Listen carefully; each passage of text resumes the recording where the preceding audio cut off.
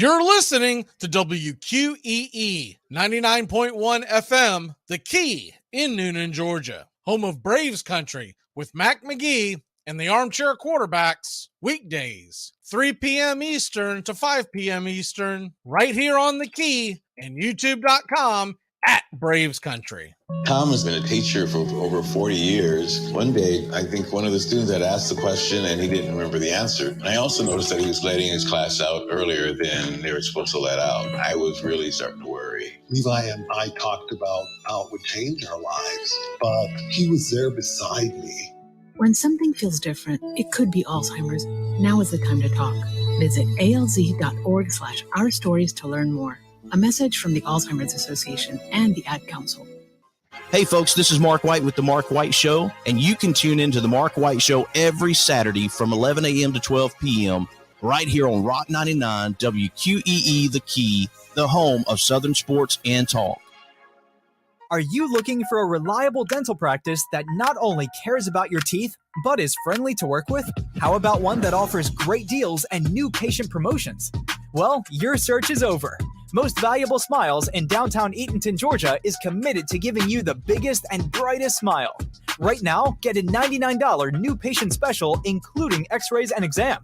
Maybe you're looking for veneers. Most Valuable Smiles veneer special includes one free veneer with every 5 purchased. Or get that bright white smile you've always wanted by taking advantage of an exclusive $100 off Zoom whitening treatment when you book today. And don't forget that 2022 is almost over. That means most insurance policies will reset by the new year, and to avoid losing that extra money, you need to use it or lose it. Book an appointment today with Most Valuable Smiles in downtown Eatonton to lock in these exclusive deals. Call 706-623-0318 or visit mostvaluablesmiles.com.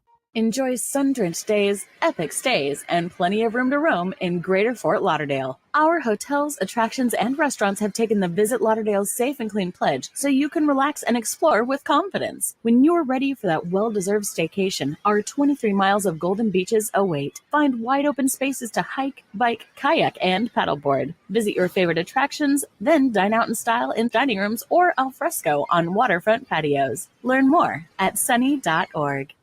It all starts with just one thing. When recycling, rinse out jars and cans, and avoid recycling wax paper or paper soiled with food. This will reduce recycling contamination. Find tips and more at onethingus.com. What's your one thing? Hey sports fans, The Key has a brand new show. Braves Country is coming your way weekdays 3 p.m. Eastern to 5 p.m. Eastern. Drive time on WQEE. Braves Country is a Southern sports talk show with Mac McGee and the Armchair Quarterbacks. We'll be talking the Atlanta Braves and Major League Baseball, along with everything important to sports fans in Braves Country. The SEC, ACC, Big Ten, and the National Football League, and the big sports news of the day. That's Braves Country with Mac McGee and the Armchair Quarterbacks. Weekdays, 3 p.m. to 5 p.m. right here on WQEE The Key, 99.1 FM, and simulcasting on youtube.com/at Braves Country.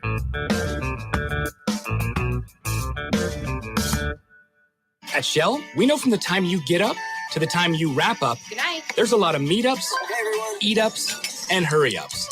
So come to Shell and get 3 things done at once. Fill up with Shell V-Power Nitro Plus to help keep your engine running like new. Save up with the Fuel Rewards program and never pay full price for gas again. And snack up with in-store rewards to save even more at the pump. Make the most of the stop you need to make with Shell and engines that continuously use Shell V-Power Nitro Plus premium gasoline. See full terms and conditions at fuelrewards.com. That's the sound of NyQuil Severe hard at work. NyQuil Severe is the best sleep with a cold medicine. No tossing and turning, just rest and recovery. So you're ready to take on tomorrow.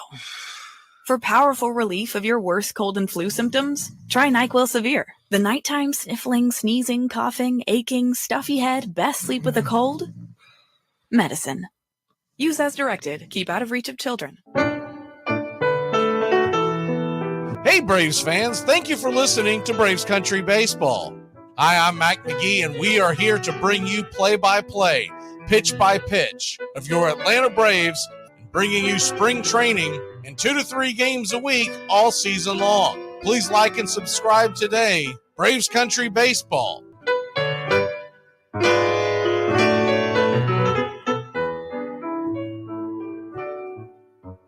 Winter is the perfect time to start planning for your healthy, pest-free spring lawn with True Green, America's #1 lawn care company. True Green's science-based approach and local expertise will help give your lawn the year-round care it needs to be thick and weed-free. Go to TrueGreen.com. Just call 866-946-5956 or go to TrueGreen.com today and get a lawn to be proud of. Hey, sports fans, it's Rod Peterson here, host of The Rod Peterson Show, inviting you to join us daily for 2 hours of Atlanta's funnest sports talk right here on WQEE. I say fun because it is. You've never heard a show like it because we make the listeners a part of the show every day between noon and 2 p.m. Eastern. You'll hear plenty of the best sports talk, including the latest on the Falcons, the Braves, and more. And who knows, you might even hear you. That's the Rod Peterson Show, daily at noon, right here on WQEE 99.1 FM. It's the best in sports and entertainment, and get locked in and locked down with Rhino Radio Penitentiary, 7 a.m. to 10 a.m. with your host, me, Ryan O'Neill, each and every morning, right here with the best in sports and entertainment, all the way from professional sports to college sports to River Dragons hockey and everything in between, including some of the very best local and national guests. It's the Rhino Radio Penitentiary, 7 a.m. to 10 a.m. Monday through Fridays, right here on 99.1 FM WQEE.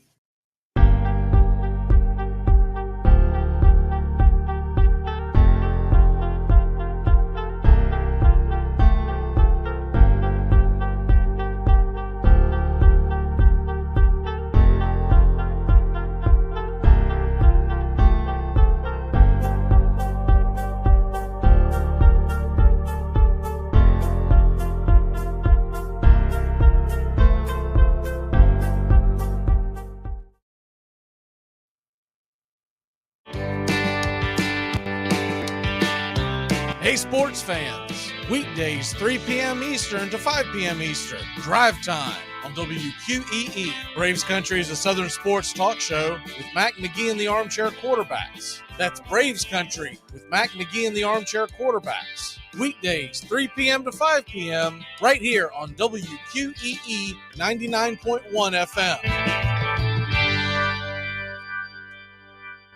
You're listening to WQEE 99.1 FM, The Key in Noonan, Georgia. Armchair. You're listening to the Armchair Quarterbacks Sports Radio, #1 sports station. Good afternoon, and this is your Armchair Quarterbacks Sports Flash. Aaron Rodgers on the Pat McAfee show this week said that he's going to a darkness retreat to help make his decision on his NFL future. Quote, "It's just sitting in isolation, meditation, dealing with your thoughts. It stimulates DMT, so there can be some hallucinations in there, but it's kind of just sitting in silence, which most of us never do. We rarely even turn off our phones or pull the blinds down to sleep in darkness. I'm really looking forward to it," unquote. Aaron Rodgers won the amateur portion of the PGA Tour's AT&T Pebble Beach Pro-Am Championship with professional golfer Ben Silverman on Sunday. During the tournament, fans could be heard trying to convince Rodgers to play for their team. Among the teams believed to be most interested in Rodgers for a trade from the Packers are the Las Vegas Raiders and New York Jets. In Las Vegas, Raiders quarterback Derek Carr has been granted permission to visit the New Orleans Saints. The visit will take place today at the Saints facility in Louisiana. It would be Carr's first known visit ahead of the Raiders' February 15th trigger date on his contract, by which $40 million of his salary becomes guaranteed, $32.9 for 23 and $7.5 for 2024. The situation requires either the Raiders or the new team to absorb those guarantees, meaning the Raiders would likely choose to release him if no trade partner emerges by that point. If the Raiders cut Carr, they will take on a $5.6 million cap hit, but free up $29.3. If they trade him, the same would transpire, but they would get draft picks in return. The Saints have the number 29 pick in the 2023 draft as a part of compensation for the trade for Sean Payton. They also have the 40th pick and the 71st pick on day 2. Here are the games of interest in the association for Wednesday night on ESPN at 7:30. First part of a doubleheader, 76ers are at the Celtics. Two teams are separated by just a couple of games in the loss column for the Eastern Conference. Second half of that doubleheader, Kyrie Irving and the Dallas Mavericks traveled to Los Angeles and the Clippers. One of the destinations Irving was rumored to have wanted to go. Other games around the league, you got the Pacers at the Heat, Pistons at Cavs, Jazz at the T-Wolves, Warriors at the Blazers on the late tilt. Men's college basketball, SEC play, the Tennessee Volunteers are at the Vanderbilt Commodores in Nashville. Highly ranked Vols, 19-4 on the year, 4-2 on the road. That game can be seen on the SEC network. Also at 7 o'clock, ESPN2, Iowa State at West Virginia. Pesky Mountaineers will try to knock off Iowa State, who had a big W over the weekend versus Kansas. Houston's at home against Tulsa on the plus. Gators are at Bama. The Tide are undefeated in the SEC. Gators at 6-4. Highly ranked Baylor at home against OU. OU, a disappointing season, looking for the upset. Other games of interest, 9 o'clock SEC Network, LSU at Mississippi State. And in the ACC, the Ramblin' Wreck of Georgia Tech is at home in Atlanta, hosting Notre Dame on the plus. While in ESPNU, Syracuse is at Florida State. BC travels to the Hokies. And that's your Armchair Quarterback Sports Flash. Stay tuned for Braves Country right here on WQEE 99.1 FM, The Key in Noonan, Georgia, simulcasting on youtube.com at Braves Country.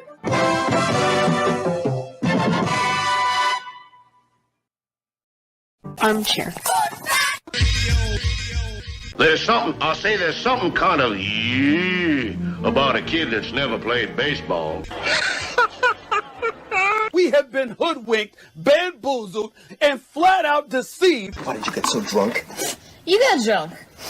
I'm just really exhausted. What's in that cup? Armor Cokes. Do you have any idea how important this is? We're trying to save the pump cup. Really? This is what you're doing? This is what you're doing? Chief, what do you want to do tonight? The same thing we do every night. Try to take over the world. 106 miles to Chicago. We got a full tank of gas, half a pack of cigarettes. It's dark, and we're wearing sunglasses. Hit it. Armchair. YouTube Live. Radio station. The radio station you can call your own. Do you know what listeners like about our station? I like everything. It's always on my radio. We never stop the music, except for now, when I talk. Listening to Braves Country with Mac McGee and the Armchair Quarterbacks. We're here live weekdays, 3 p.m. Eastern to 5 p.m. Eastern, WQEE 99.1 FM, The Key, and simulcasting on youtube.com/@Braves Country. Your first choice for Southern sports. Good afternoon. I'm Mac McGee, and I don't know much, but I know one thing. Evidently, Aaron Rodgers cheats at golf, and Kyrie was misunderstood. Wow. Armchair. Community Access Channel. He's the armchair quarterback. He's full of beer and he's full of snacks. The all-American man with a cool one in his head. Yeah, the armchair. Yeah, howdy, hi, and how the hell are you? Welcome to Braves Country or Braves Country HD, wherever you stream. 99.1 FM, The Key. We've got a big show in front of us. We're getting down to the nitty-gritties. We're getting close. What are we, now, 5 days, a little less than 5 days from the big game. And we've got Red Raider Doug on the way. We're going to talk some NFL. We're going to talk some prop bets. We're going to get into some Major League Baseball. And Justin is on the way, and Justin and I are going to get into our favorite prop bets, and we do this every year. It's a lot of fun, so we look forward to that. Before all that gets going, have you seen this? First of all, I want to get out of the way because I did not know this because I don't follow golf enough to understand what happened because I didn't watch it. I don't watch the pro-ams. I will watch the majors, and that's about it as far as my fandom with watching golf. I do enjoy the majors, but I don't get into the weeds of all the tournaments and the pro-ams. I'll flip over from time to time just to see if there's any, fun interviews or whatnot, but that's about it. When I saw that Aaron Rodgers won the pro-am at Pebble Beach, and of course he was obviously partnered up with the professional golfer. But the point is, as on the pro-am, now his name's going to be on the wall there. Well, I did not know that they were taking into consideration people's handicaps in these amateur events. And according to a lot of folks, he fudged what his actual handicap is. Now, we all know golf's supposed to be a gentleman's game. You're supposed to tell people straight up what your handicap is. He put down that he was a handicap of 10, when I guess in actuality he's about a 3 or 4 handicap, which makes a big difference in the scoring. The long story short, a lot of folks are saying, including I saw Russo today, a lot of folks are saying that he's getting credit for winning a pro-am that he basically fudged the numbers and cheated on. So that's all. So that's something, because then you hear him talk about how he's going to go get Zen, and he's going to go into a dark retreat and cut out all the light and get back to his spiritual side. How does the cheating at golf work in with your spiritual side? That's what I would like to know. How does that work in with getting Zen and getting back to basics? The point of the whole him going to the retreat, when he was talking about it, is that when he comes out of that, he says he's going to come back with a fresh look on life and tell everybody when or where he's going to play in the National Football League. Now, I've been contending all along that I thought the best fit was the Jets, but it looks like he's going to end up a Raider. Because the best fit, when you look at not only just cap room, but top to bottom young receivers that they have, the Jets are where he should go. But I think he's going to choose to go to the Raiders for a few reasons, mainly to reunite with Devontae Adams. So he doesn't have to create a new rapport, though the Jets' young wide receiver core is about as good as it gets, right? You got a Garrett Wilson, who, if folks didn't watch him play this year, I really believe that he is one of the better young wide receivers in all the game. You just couldn't get that and didn't see as much of it because he had terrible quarterback play. The few games that Mike White was actually be able to stay healthy, it was on display. Outside of that, he was struggling to get receptions. He was open. Zach Wilson just wasn't finding him. So in a perfect world, I would love to see him go to New York, because I think it would be fun to watch him. I mean, how fun. Now, look, don't get me wrong. It's going to be fun if he goes to Las Vegas, because you're going to get 2 matchups, 2 showdowns every year between him and Patrick Mahomes, between him and Justin Herbert, and then whatever Sean Payton can get out of Russell Wilson, right? If he goes to the Jets, you're talking about two showdowns every single year against the Dolphins, assuming it's Tua, but they might have some work to do with that, with all the concussions that he's had. But regardless, you've got the receivers there. And then, of course, Josh Allen and the Bills. Plus, it would be more fun to cover, because if he's in New York City, the limelight's going to be on him, which is probably why he's not going to choose that. I don't think Aaron Rodgers is someone who's going to do well with the New York media. So I fully expect him to decide to go to Vegas. And then, of course, with that, Vegas has decided to allow Derek Carr to try to work out some kind of a deal. and he is talking with the Saints today. He's in Louisiana today to talk with the Saints. Now, they have till February 15th, so we're talking about a week from today, because after that, there's a clause that kicks into his contract that essentially it's worth about $40 million over the next 2 years. And as opposed to that, the Raiders would most likely just cut him and it would cost him 5.6.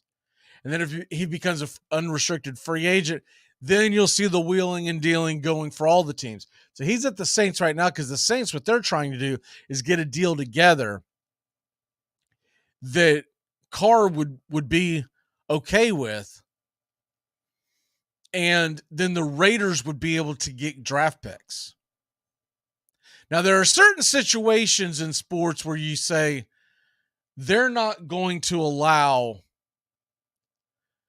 their franchise quarterback, their franchise player, whatever the case may be, they're not going to allow him to go into the same conference. I don't think that's the case with the Raiders. We'll get more on this here in a few minutes when Doug joins us, because Doug is a Raider fan. But outside of what so in other words, Rodgers going to the Raiders, Rodgers going to the Jets, that's been everyone's contention because of the fact that they do not expect Green Bay to trade their future Hall of Fame quarterback to a conference, to the same conference. They don't have to face him in the playoffs, et cetera, et cetera. I don't think that's going to be the case with Derek Carr. He's going to the Saints, and then we'll see what happens from there. There's a couple other cities that he could definitely stop in at. And look, don't get it twisted either. Derek Carr is a solid quarterback. He's not elite, but he's not bottom of the barrel either. Derek Carr is top 15 quarterback in the NFL. People who are down on him would still at least give him top 20. People who are up on him would probably put him top 12. I don't know if top 10, you'd be a really shaky argument to put him top 10. But top 12, top 15, top 16 quarterbacks in the NFL, that is absolutely nothing to sneeze at. You look at a lot of NFL franchises who go decades, Jets, who go decades without a good quarterback answer.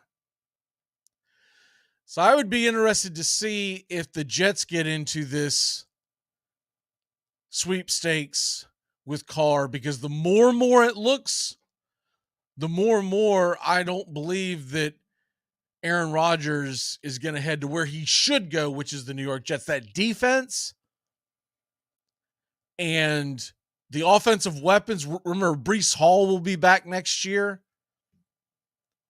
That could be a phenomenal team if you had Aaron Rodgers. And how fun would it be to cover that and to follow it as a fan? Aaron Rodgers in New York City. So that's item number one. Item number two, this thing with Kyrie Irving. What the heck are we doing here? So Kyrie Irving, if you missed this, he goes out and has his welcome mat laid out for him in Dallas. And he comes in and he probably thinks he's saying all the right things. Honestly, I think he's saying the wrong things. And here's a quote. I didn't want to play the clip because it's such a long clip to get to where you want to get to the meat of it. He's talking about his time with the Brooklyn Nets, his time where he refused a vaccination that cost his team basically any chance at winning a championship. The time with the Nets where he got into it and shared all the ridiculous rhetoric that he was sharing from the one film that has been highly discredited, that was basically attacking the Jewish community. He says that he felt very disrespected by the Nets. Quote, "I just know I want to be places where I'm celebrated and not just tolerated," just kind of dealt with in a way that doesn't make me feel respected. There were times throughout this process when I was in Brooklyn where I felt disrespected in my talent. I work extremely hard at what I do. No one ever talks about my work ethic, though. Everyone always talks about what I'm doing off the, because they're talking about what you're doing off the court, because it entails into your work ethic. If you're refusing to make the proper concessions to make sure you get to work, you're not working. So that's not a work ethic. Dribbling in your driveway is not a work ethic. Your work ethic is the 82 games a year that you're paid to show up and win. And not to mention the fact, do you remember the other things before the vaccination? Let's say you want to sweep the vaccination away. Before that, do you remember the nonsense where he's like missing games because he's going to go to a birthday party? It's always something with Kyrie. Cleveland fans know it. He was a disaster there. There was a reason why LeBron wanted to get away from him. Now, I don't know what has made LeBron turn around and all of a sudden say, hey, I want to play with him now. The only thing I can think of, he's gotten so desperate because he's on such a bad Laker team, and Anthony Davis has not turned out to be what he thought he would be, especially in the health department, that LeBron's ready to bend over backwards and to just basically give Kyrie any concessions that he wants. It'll be interesting to see if the Lakers are willing to do that. I know LeBron wants him, but do the Lakers want it? He goes to Boston, and I can tell you as a Boston fan, it was a nightmare. You never knew what you were dealing with, and he was just an absolute nightmare. You can't deny the talent, but he's getting older. And he wants one more max deal. And let's be honest, if you give Kyrie Irving a max deal, you are a moron because you don't know what he's going to do. You don't know if he's going to come to the post. And I can't wait to see it unfold in Dallas because I think Luka's going to be like, what is this? And even though we have the internet everywhere and everybody should be aware of it, they're not.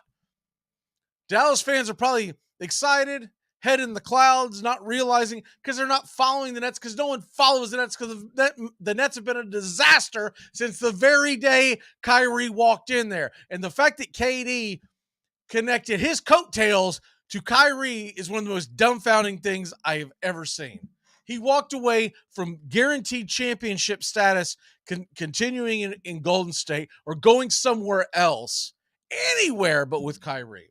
All right, that's the memo. We're going to go ahead and take a quick break. When we come back, Doug's going to join us, and we are going to be talking the Raiders, the Super Bowl, prop bets, all that stuff, and we'll get into Major League Baseball as well. Be back in a flash here on Braves Country and Braves Country HD, wherever you stream. Hey, check it out. A snow cone machine. A snow cone machine? You're saying it wrong. It's a snow cone machine.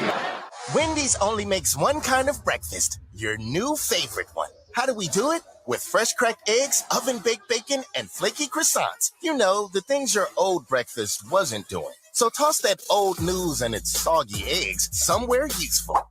And get to Wendy's. A sausage, egg, and Swiss croissant, bacon, egg, and Swiss croissant, and honey butter chicken biscuit. Choose wisely. Choose Wendy's. Limited time only. Single item at regular price. Price and participation may vary at U.S. Wendy's. Hey, sports fans. The Key has a brand new show. Braves Country is coming your way weekdays 3 p.m. Eastern to 5 p.m. Eastern. Drive time on WQEE. Braves Country is a Southern sports talk show with Mac McGee and the Armchair Quarterbacks. We'll be talking the Atlanta Braves and Major League Baseball, along with everything important to sports fans in Braves Country. The SEC, ACC, Big Ten, and the National Football League, and the big sports news of the day. That's Braves Country with Mac McGee and the Armchair Quarterbacks. Weekdays, 3 p.m. to 5 p.m. right here on WQEE The Key, 99.1 FM, and simulcasting on youtube.com/@BravesCountry. Choose a yogurt that's right for you with 2 grams of sugar per 5.3 ounce serving. Too Good Greek yogurt is too good to be true. So Delicious dairy-free yogurt and Silk yogurt alternatives are delicious plant-based swaps you can enjoy by the spoon or add to recipes. Oikos 000 yogurt and Light and Fit yogurt are tasty, non-fat yogurt options. So many flavors, varieties, and possibilities. Elevate any recipe and your everyday with yogurt. You're listening to WQEE in Noonan, Georgia, home of Braves country. Weekdays, 3 to 5 p.m. I didn't think you had it in you. I'm your huckleberry. Why, Johnny Ringo, you look like somebody just walked over your grave. Fight's not with you, Holiday. I beg to differ, sir. We started a game we never got to finish. Play for blood, remember?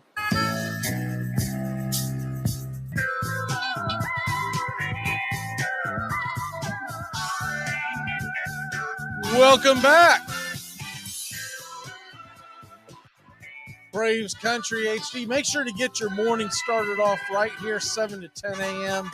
on 99.1 FM. Ryan O Radio Penitentiary coming your way weekday 7 to 10. And then noon to 2, you got the Rod Peterson Show. 2 to 3, Sports Beat with Richard Holtridge. And 3 to 5, we go live every day here on Braves Country and Braves Country HD, wherever you stream.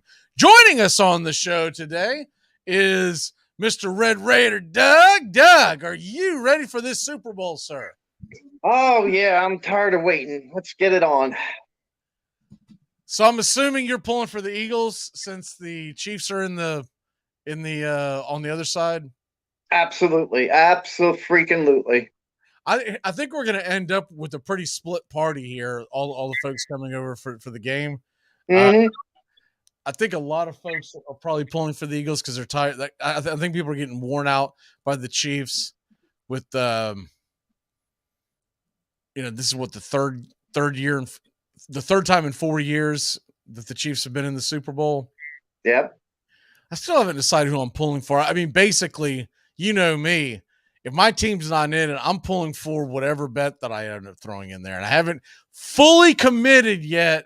I've got some teasers, but teasers isn't necessarily who you're betting to win, right? Mm-hmm. Because right. you can lose it. You can cover your teaser, but that doesn't mean that the team's going to win. So I'm still kind of on the fence. I'll kind of let everybody know that on Sunday's show, but I'm a little on the fence. I'm kind of wavering. And I thought I would automatically be an Eagle supporter, but now I really don't know. I'm almost to the point where I don't care. I just make sure my bets cover. I don't want to say that terrible cliche. I just hope they all have a good game. I hope it's a fun game. I hope they all have slices and juice afterward. No, it's not that. It's like I don't have a hatred for either one, but I don't have a love for either one.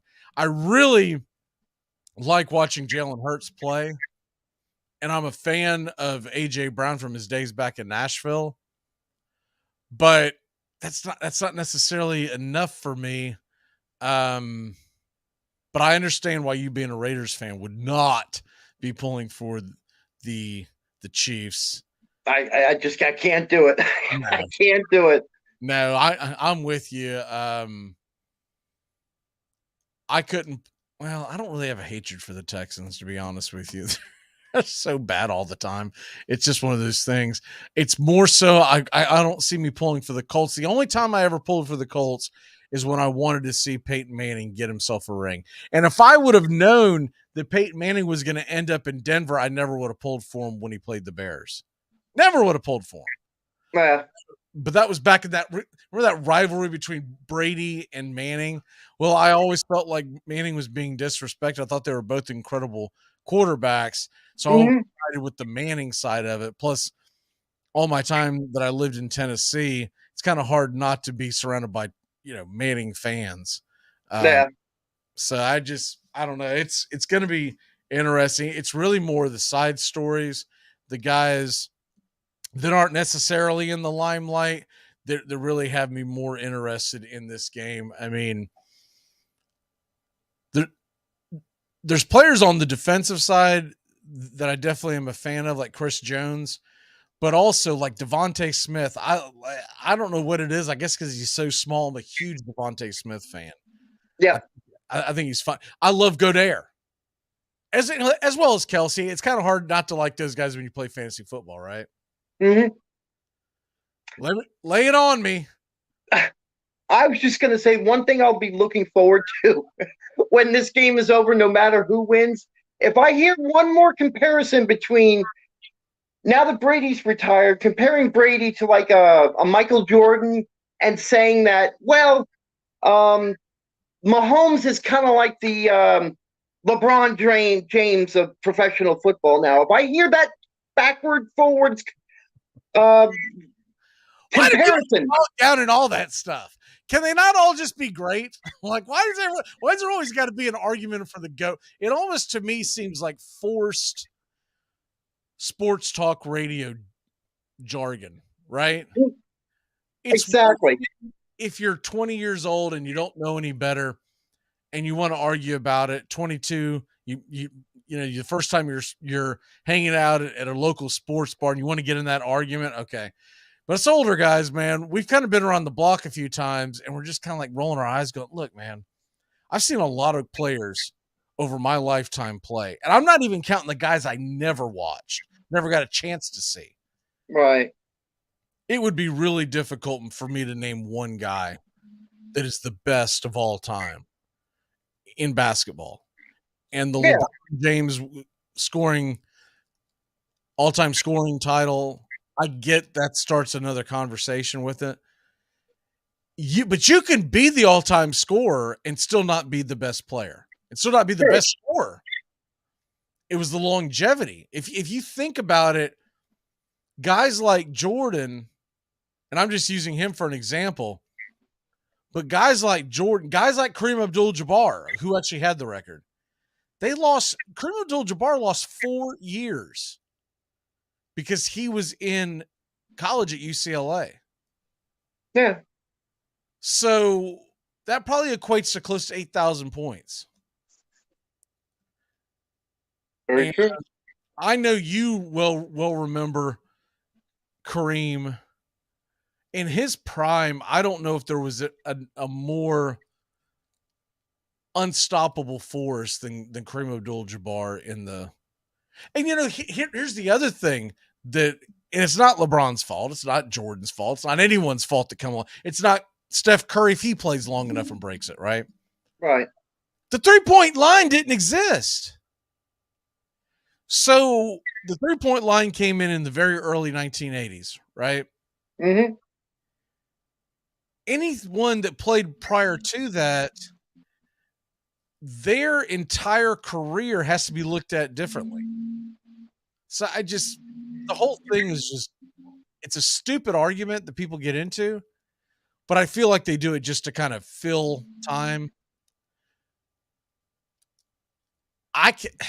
If I'm really sitting down and being honest, I can't put, if you're doing the old fashioned Mount Rushmore.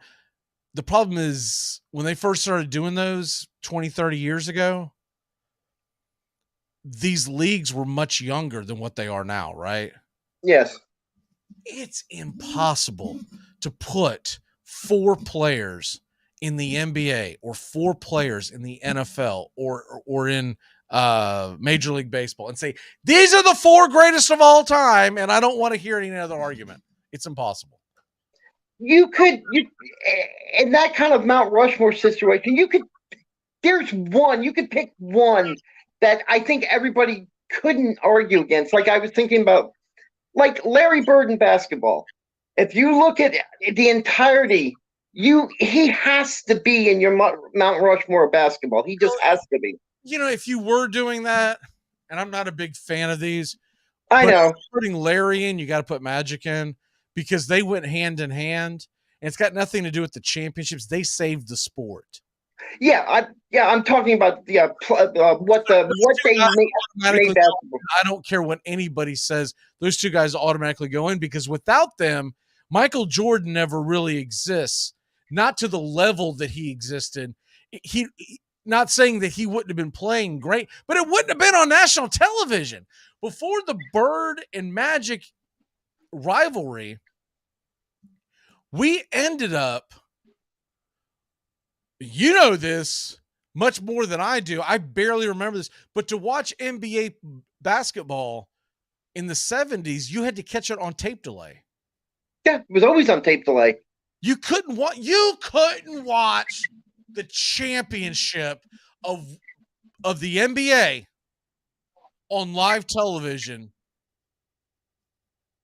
as I would say they started putting it on live ABC, I guess 1980, 1981. It was somewhere in that neighborhood. Whenever Magic and Bird broke in and you started seeing people wanted to see that, because the 1979 national title game is still the most watched game of all time between Indiana State and Michigan State, right? Right. And the one thing that television executives will do, they follow the money and they go, whoa, whoa, whoa. How many people watch this? Now, that's going to be broken, and there are going to be players that are going to come along that are just as good, or you could even argue better than Larry Bird and Magic Johnson. Yep. Back then, you only had 3 major networks. There realistically was no cable. Some households had it, but not really. And the college basketball national championship was on national TV, and it broke the meter. It broke the meter.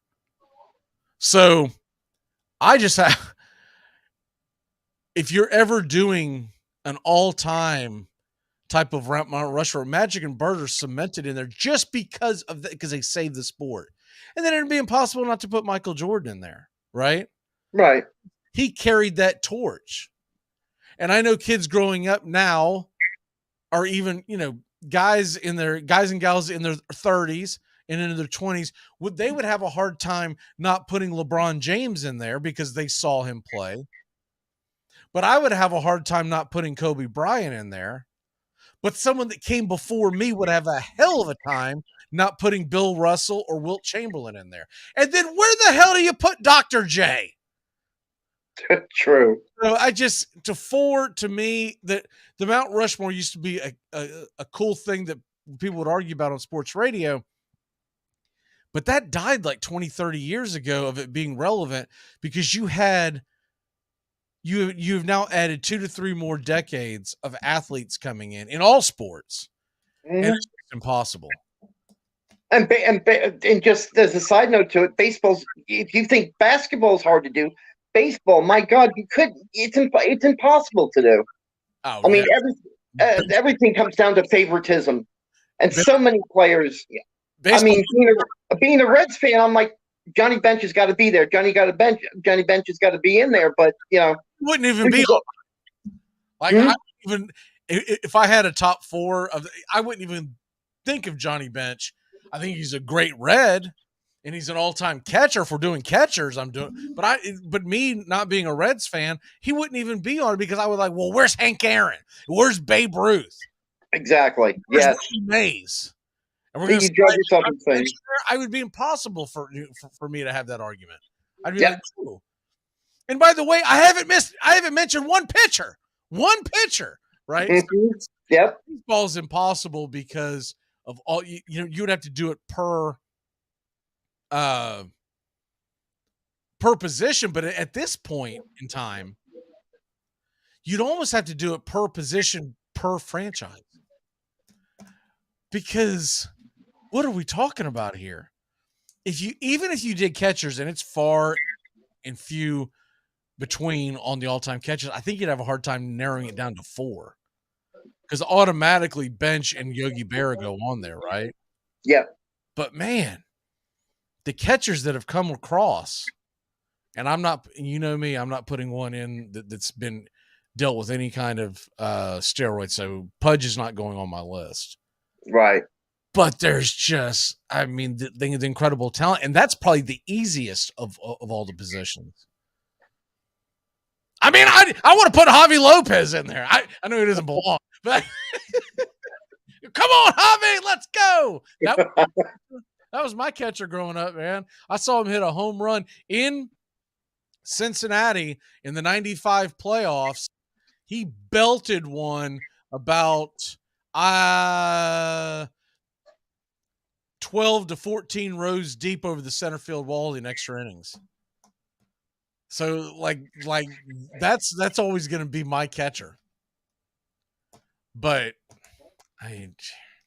anyways, it's interesting because people they want to get in heated debates about it. And I'm like, how can you really get in a heated debate when we are now sitting in baseball? You're talking about over 150 years. Basketball, they're creeping up on 100 years, and football just passed the century mark, right? Yeah. And then hockey, I don't even know how you could do it, because as little of a fan of hockey as I am, I can rattle off 8 to 10 names, and I'm like, they've got to be on the list. We just lost one in Bobby Hull. Yeah, I was just going to say. Unbelievable. So before we get into the prop bets and stuff like that, Aaron Rodgers says that he's going to go on a retreat. He's going to get all into his feelings, and when he comes out, he's going to give everyone an answer. I would just be shocked if he's not going to Vegas at this point. What say you? I agree with you. There are so many indicators. Just a few hours, Davante Adams was bringing it up again and again and again. I hate it. I don't like it. I don't want the guy here, but this Davante Adams connection is pretty strong. Oh, I say here like I'm a Raiders fan. You don't want him in Vegas? You don't think that'd be fun? It would be fun. What I'm afraid of is the cost. How many draft picks are we going to have to give up for this? Go all in. You get it for at least 2 years. Go for it. You go for that championship. I suppose so. I guess it's more, and it's more about his attitude and just, him being the prima ballerina type. Is he actually going to bring stability to the position, or is it just going to be, him mad at this one day and pouting about this the next? Oh, that's my only concern with him. He's definitely a prima donna. Yeah. There's no doubt about that. You're definitely going to deal with some of that. I know. I just hope it's worth it. I just want it to be worth it. I just want it to be done with it. If you're coming, come on, let's get going here. Well, the season's not even over yet. I think he's coming. I really do. I do too. No, there's many indications going on. Him go to the most is the Jets, but I think he wants to be reunited with Davante Adams. Yeah, and Davante's been putting those flags up for about a good 10 days now. You go on his Twitter account, if you go on his Facebook account, Davante Adams has got old footage from the Green Bay days you can watch and say, hey, live near me. He actually has that up today. I've got a house just near mine for you. Isn't it funny that he's out there he's out there saying that Aaron Rodgers is my guy. You got to bring him. He's used the term "my guy" several times. That's the same term he used when he headed to Vegas. He called Derek Carr his guy. I know. But I'll tell you who becomes fantasy relevant again if the move is made. Hunter Renfrow. All of a sudden, because man, he has disappeared. Hunter Renfrow will become a thing again. Yes, and that's somebody you might want to keep on your fantasy for next year if Rodgers gets here. I think it's going to be fun stuff. Mm-hmm. It looks like Carr's going to end up in New Orleans. Oh, yeah, that's a certainty. I mean, in the last 45 minutes, it's even heated up. And what I thought was interesting, because I had always said, and a lot of people had said that, I almost didn't care. It's like, you're going to have to cut him anyway. He's not going to help you. But interesting enough, there's a rumor going around the Raiders are desperate to get something for him. I think it's kind of dumb, but what they're talking about right now is that the Raiders supposedly. Oh, go ahead. No, I was just going to say, why not? Why? Well, because if not, then a week from today, you've got to cut him. Yeah. Well, that's why the Raiders are trying to hurry up. And one of the things they're trying to incentive, they told Derek Carr or told the Saints really, is we'll take part of that $40 million that he's guaranteed after February 15th. We'll pay him that. We'll take some of the cost, and in return, you take the rest, and we trade him to you, and we get a draft pick out of it, because that's what the Raiders want. They desperately want to get a second or third round pick out of him. I would take a fourth or a fifth round pick at this point. They might. Don't be surprised if they end up with a 6th or a 7th or 2 6s, or because here's the thing: if not, you're going to cut them anyways. So anyway, you look at it, get something for him. And the way the Saints are looking at it, the Saints want to get him before he hits the free agent market. Yes. So they want to get him, but that's what they're trying to do right now. He's in Louisiana today to try to work out a contract extension, because if they're going to give up draft picks, they're going to say, look, we don't want you for just 2 years. If we're going to do this nonsense, then we'll just see you next Thursday or Friday, right? Mm-hmm. We want to try to lock you up, and then that way, when we can build something around you. Exactly. I'll tell you what, the Saints got a lot of work to do if they want to fix that team. Adding Derek Carr is not going to be the answer. No, and if they add Derek Carr, even if the Raiders eat some of that money, they're way over on their salary cap. They're in a bad state as far as the management of that team. They've got so many guys. I think they're over by like 25 million. If you add Carr, they're like 25 million over the cap. All right, well, let's go ahead and take a really quick break. When we come back, prop bets, baby. We'll be back in about 90 seconds. Keep it locked in here on the Key and Braves Country HD, wherever you stream. It's the best in sports and entertainment, and get locked in and locked down with Rhino Radio Penitentiary, 7 a.m. to 10 a.m. with your host, me, Ryan O'Neal, each and every morning, right here with the best in sports and entertainment, all the way from professional sports to college sports to River Dragons hockey and everything in between, including some of the very best local and national guests. It's the Rhino Radio Penitentiary, 7 a.m. to 10 a.m. Monday through Friday, right here on 99.1 FM WQEE. The NFL playoffs are back, and that means the Armchair Quarterbacks Kickoff Show is back. Join Mac McGee and the Armchair Quarterbacks Conference Championship Sunday and Super Bowl Sunday, 1 p.m. Eastern to 3 p.m. Eastern, to get you ready for the biggest games of the year. The Armchair Quarterbacks will be talking the spreads, prop bets, over-unders, stupid underdogs, and the locks. That's the Armchair Quarterbacks Kickoff Show, streaming right here on Braves Country HD and our radio affiliates.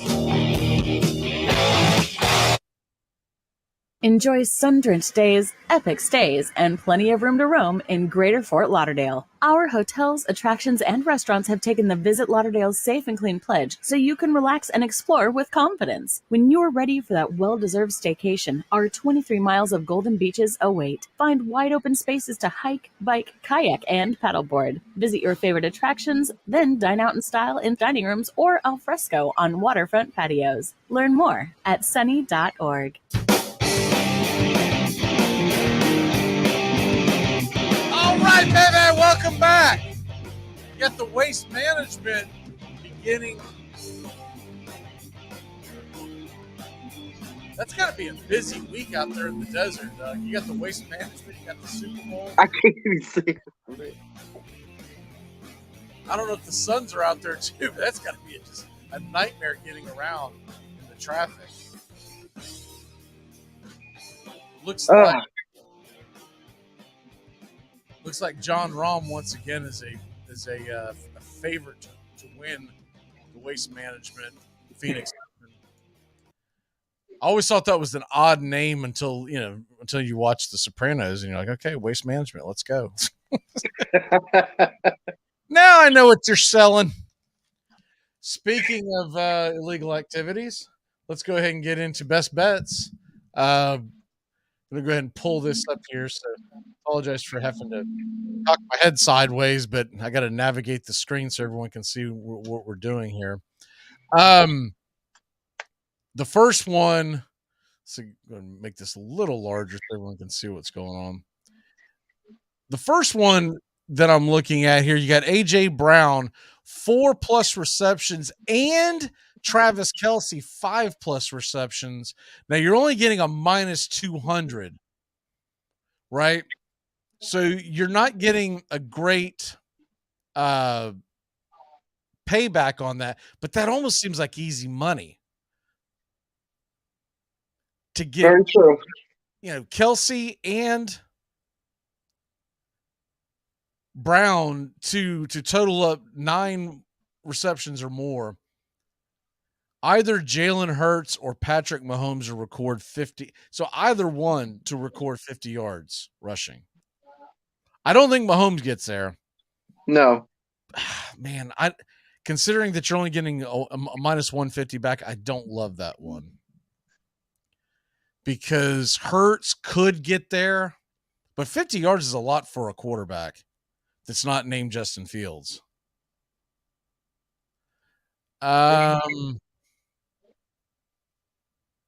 you have any prop bets that you're liking? We talked about this one yesterday, and we always talk about this one. But the color of the first Gatorade poured on the winning coach. Ah. Now, this has got yellow, green, or lime. Any of them are the same, plus 145. Orange, plus 300. And blue, plus 350. I saw, here it is. Purple is now plus 1,000. Someone must have put some money on that because it was 1,200 yesterday. And clear or water is 1,000. What color are you going with? I'm going with the blue because when we talked about this, I went past the past Super Bowl splashdowns, and it's been blue 52.3% of the time in the last, let's say, the last 20 Super Bowls. So I'm going with blue. Now is that because the Patriots have a color of blue in their uniform and they were always in the Super Bowl? That could be. Now that is an interesting point I didn't think of. That could be very true. See, if I was going to bet on it, and I don't bet on that one very much, but if I'm going to bet on it, because by the time they throw that Gatorade on someone, I usually am not paying attention, right? So I like the early prop bets where I'm actually paying attention. But if I'm going to hedge my bets on it, I'm going with that yellow, lime, green color that they have it all on the same line.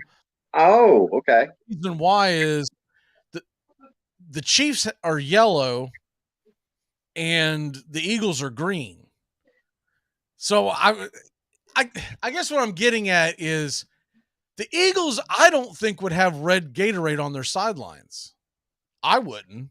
If I was in charge of that, I would not have red Gatorade on the sidelines or Powerade, whatever they're using. If I'm the Chiefs, I'm not having green, but I'd have yellow and I'd have red. So if I think the Chiefs are going to win it and I'm strong thinking they're going to win it, then I'm just going to put it all on red. But if I want to hedge my bets and say, I don't know who's going to win this, I'm going to go with that green/lime. So what I want to know is who makes the declaration of it, right? True. Because from a distance, lime could look like the clear, and they're two separate bets. Coin toss. Literally minus 104. Yeah. It's a terrible bet, but a lot of people like to do it. I know. I mean, if you look at a lot of these prop bets so far this week, you can almost tell one thing that comes out of it. And I'm not the big bet person like you and others are like. But one thing that comes across the line is they're really anticipating a large amount of offense in this game on both sides. Because any of these prop bets are all, like Jalen Hurts, minus 120 at 300 yards or more passing. I mean, there's no way he's not going to throw for 300. That's what now this is FanDuel doing this now, so okay. I don't know how accurate. Unfortunately, I only had FanDuel up today, so passing props. Yeah, if you look at the passing props, it was like 300 or 2. Let me see. Yeah, it was weird. I didn't like to see passing yards. Oh no, his over under is 238. Oh, 238. Okay. That's now you might have stumbled across a singular prop bet that says if he goes over 300, then you get much better odds. Oh, right? Okay. Okay. So in other words, a much bigger payout, but an even Steven, the actual line is 238. That one I could see. But I just look, if they end up pounding the Chiefs, like a lot of people think they're going to, they're going to do it on the ground.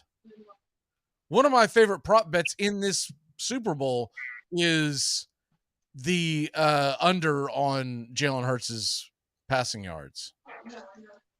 And quarterback to pass 400. Look at that. Look at that. Look at the payout on that. Plus 980. Wow. So for folks who are playing along at home that don't know what that means if you put $100 for any one of the quarterbacks to throw for 400 yards or more, you would win $980. That is tempting, because what if, I think the only way this happens is with Mahomes, right? But what if the Eagles jump out to a huge lead because of turnovers, etc., like some goofy stuff happens, and then the Chiefs just have to go no huddle, and they have to just ramp it up? It's not likely, but 400 is gettable. This is how you know it's not likely. The no is -2 or 2,200. So yes. You have to bet $2,200 to win $100. That tells you what they think about that. They're trying to lure you in.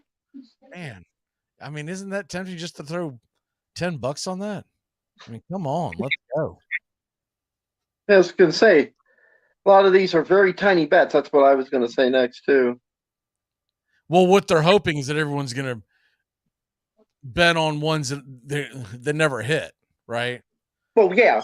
But the one guy that throws 1,000 on a 400-yard passer and he scores, cha-ching! Someone's getting fired at FanDuel. I can guarantee you that.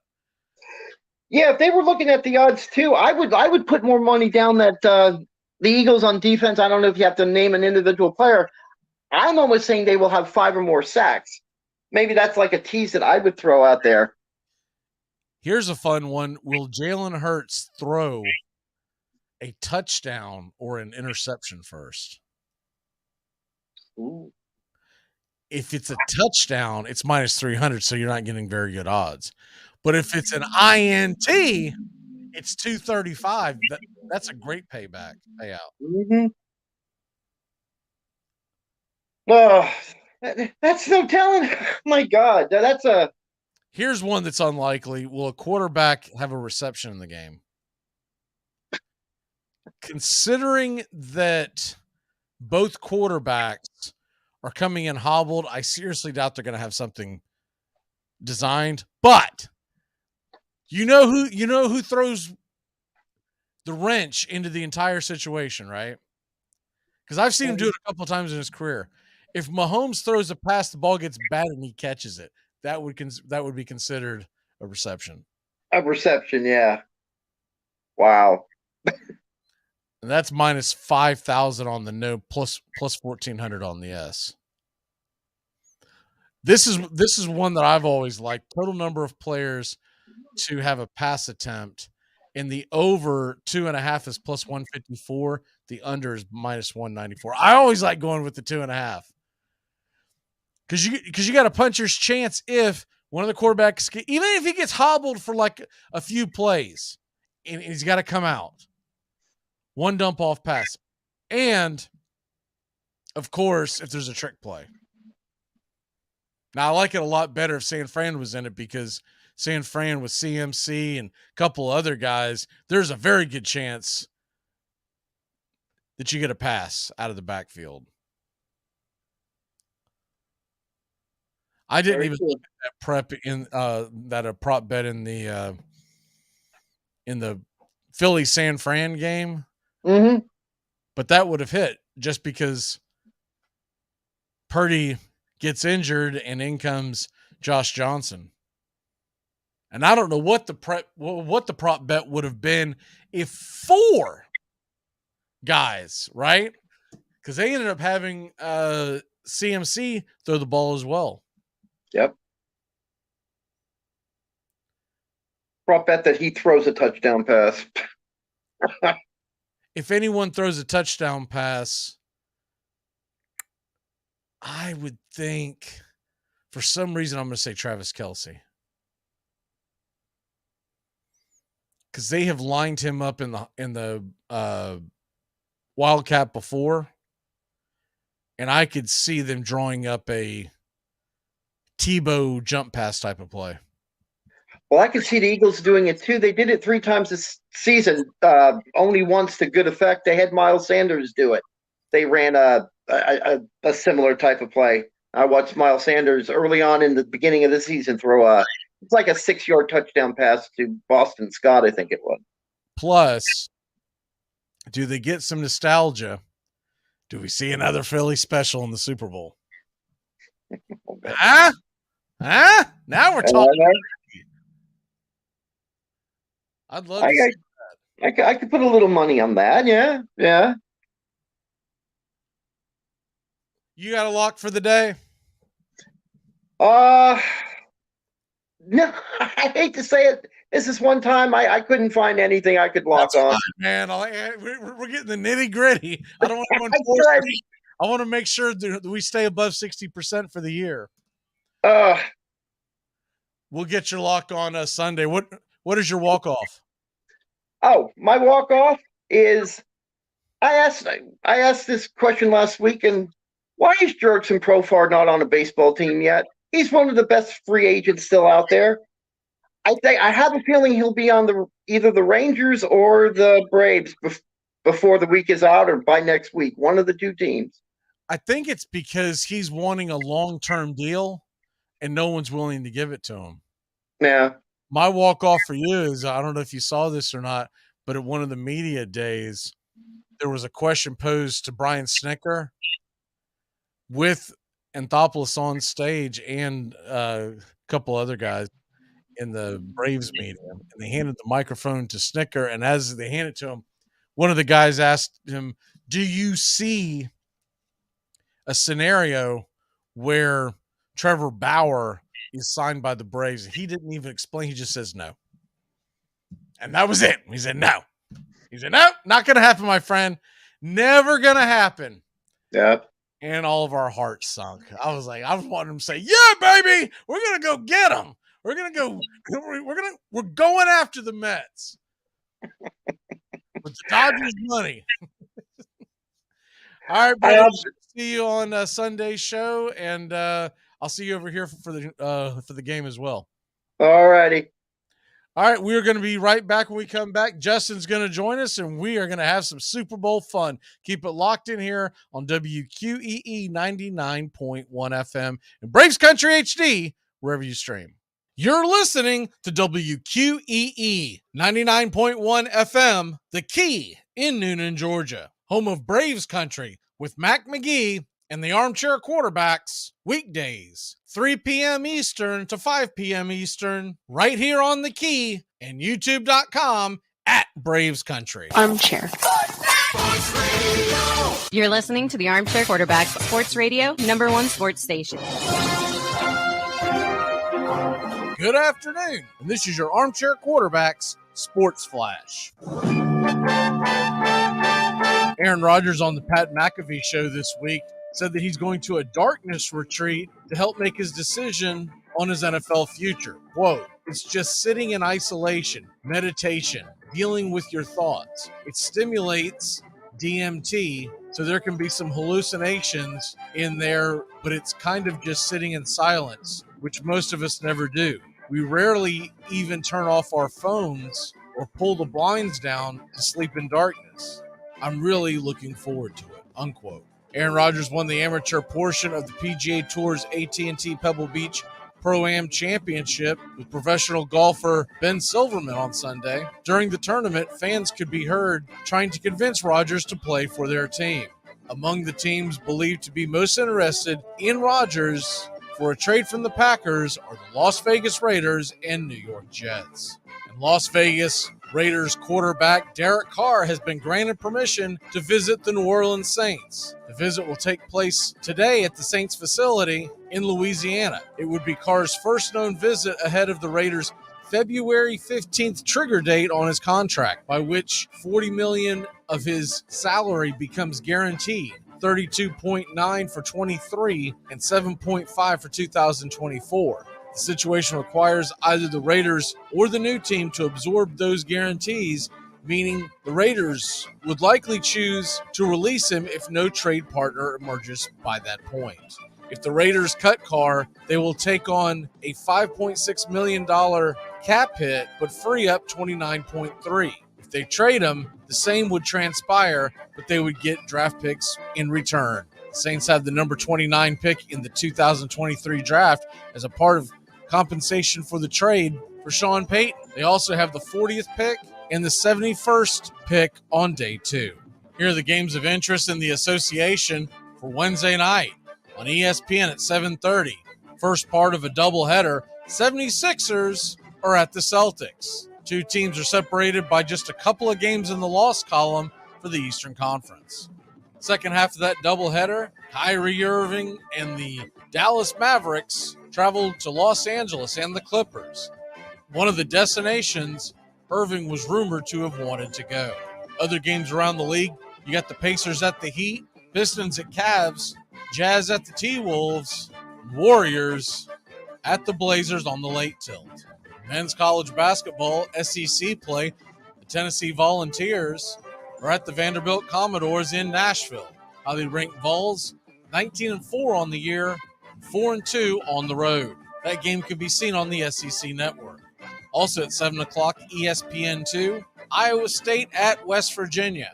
Pesky Mountaineers will try to knock off Iowa State, who had a big W over the weekend versus Kansas. Houston's at home against Tulsa on the plus. Gators are at Bama. The Tide are undefeated in the SEC. Gators at 6-4. Highly ranked Baylor at home against OU. OU a disappointing season, looking for the upset. Other games of interest, 9 o'clock SEC Network, LSU at Mississippi State. And in the ACC, the Ramblin' Wreck of Georgia Tech is at home in Atlanta, hosting Notre Dame on the plus. While on ESPNU, Syracuse is at Florida State. BC travels to the Hokies. And that's your Armchair Quarterback Sports Flash. Stay tuned for Braves Country right here on WQEE 99.1 FM, The Key in Noonan, Georgia, simulcasting on youtube.com at Braves Country.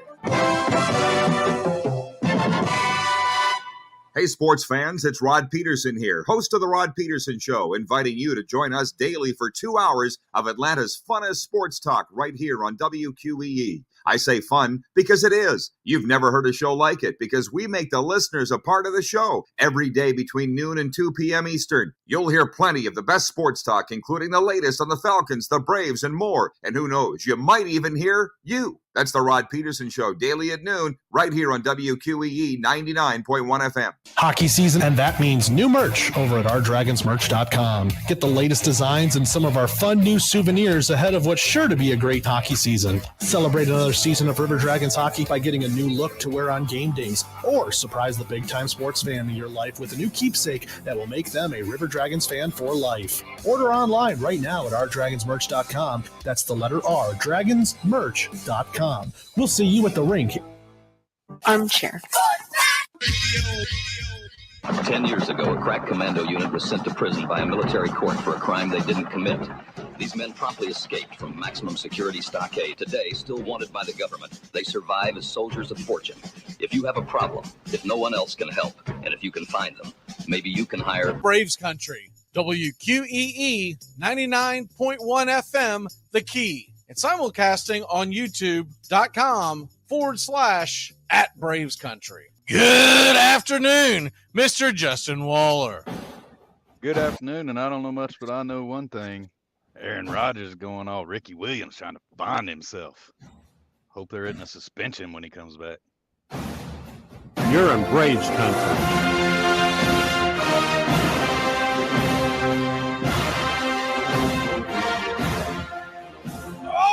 Welcome back.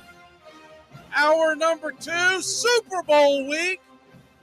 We got a lot of folks to put in a lot of places in the NFL, Justin. That's all I know, man. We kind of touched on it last hour. Doug being a big Raiders fan, he and I both believe that that's where he's going to end up. Are you in the camp that Rodgers ends up in Vegas, or do you have him elsewhere? Do you have him in Nashville, New York? I think New York makes the most sense. But Oakland would be my number two. I mean, you reunite him with his wide receiver and get him closer to the West Coast and his home. And it also makes sense. But the Nathaniel Hackett hire with the Jets really is interesting. So be curious. And what does he want? I mean, does he want the New York spotlight? Because that's the one thing if you're going to set foot in either one of them well, it's the same locker room. Either one of them teams in that stadium, you carry the New York market and media with it, and that's tough. Yeah, well, so I think one of the key obvious reasons why I'm sorry, I didn't realize I didn't have my video on, man.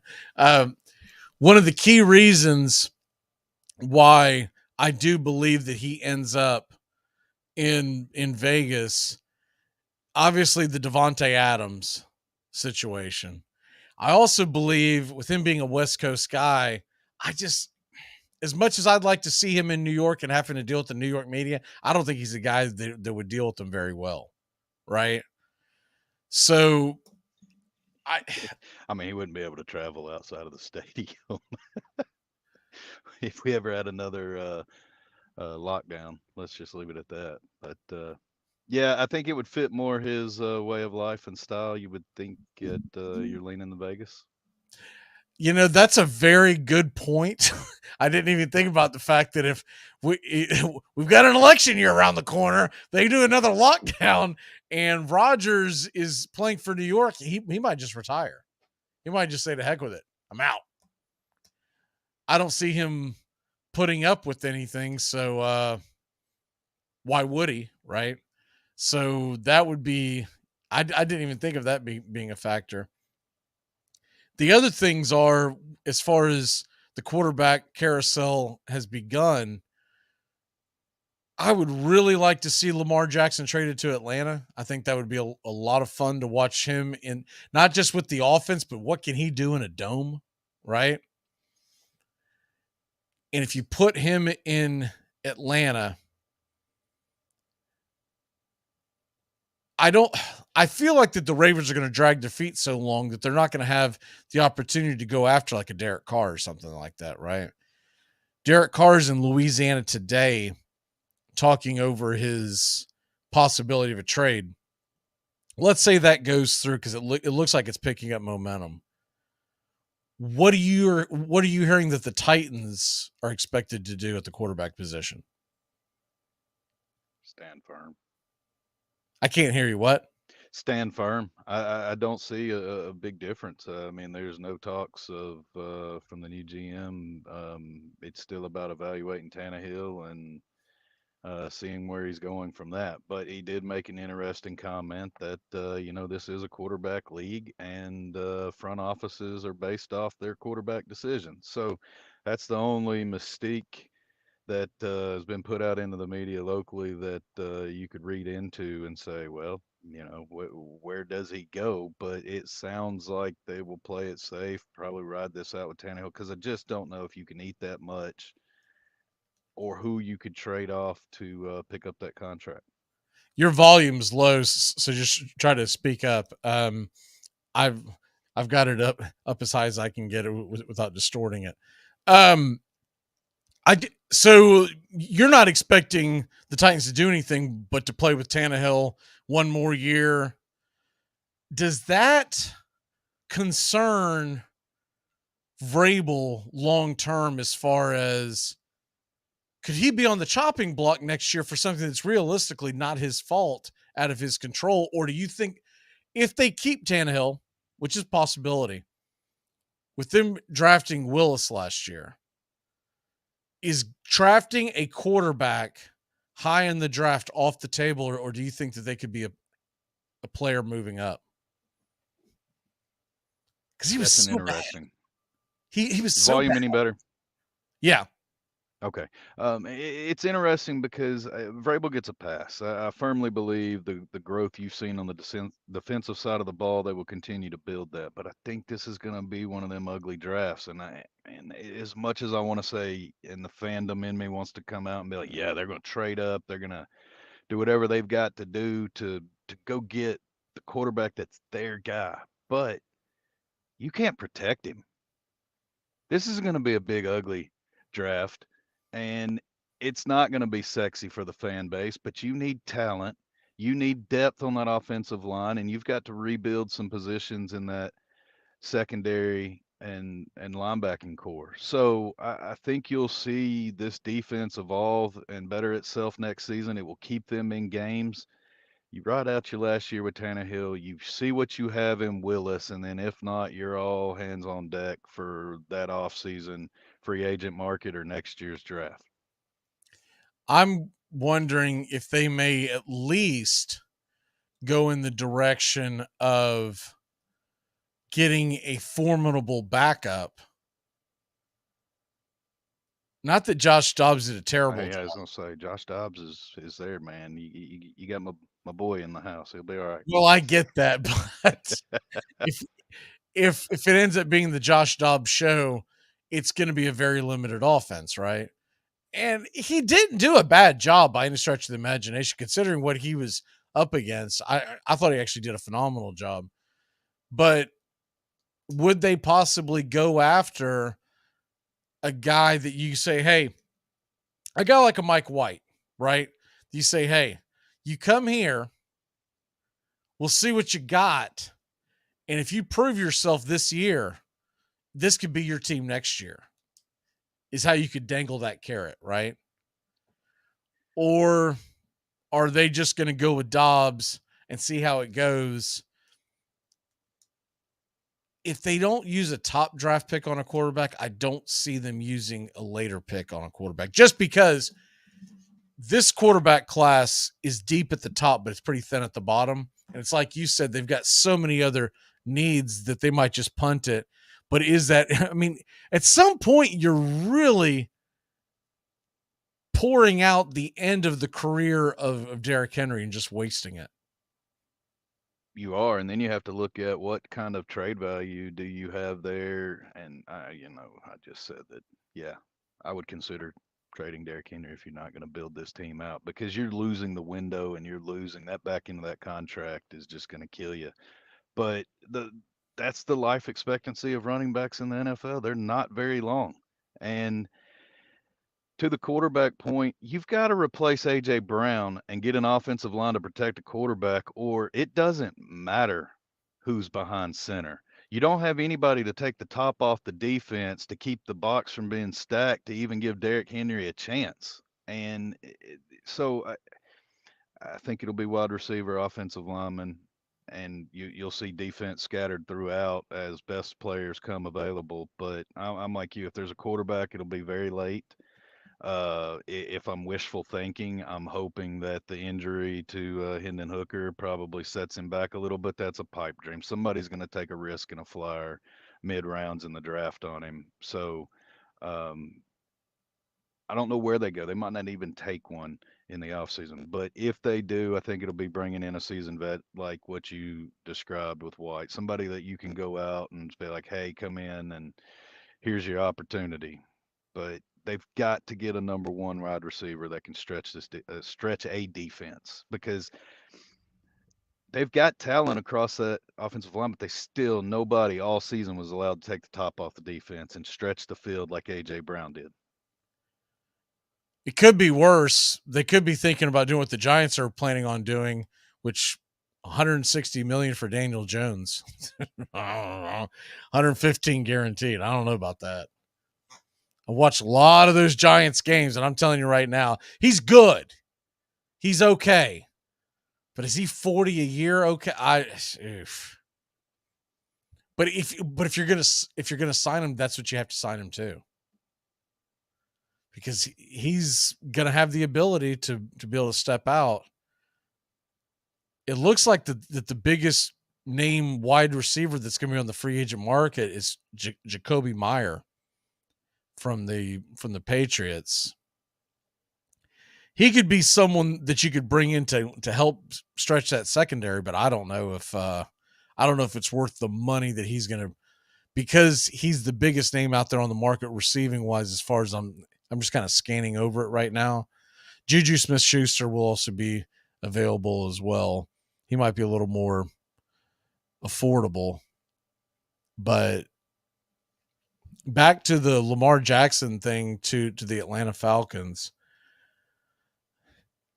It feels like to me that they have reached a point with Lamar in Baltimore of no return, because there's a lot of belief in not just the Ravens fan base, but just across the board, that Lamar could have played if he really wanted to.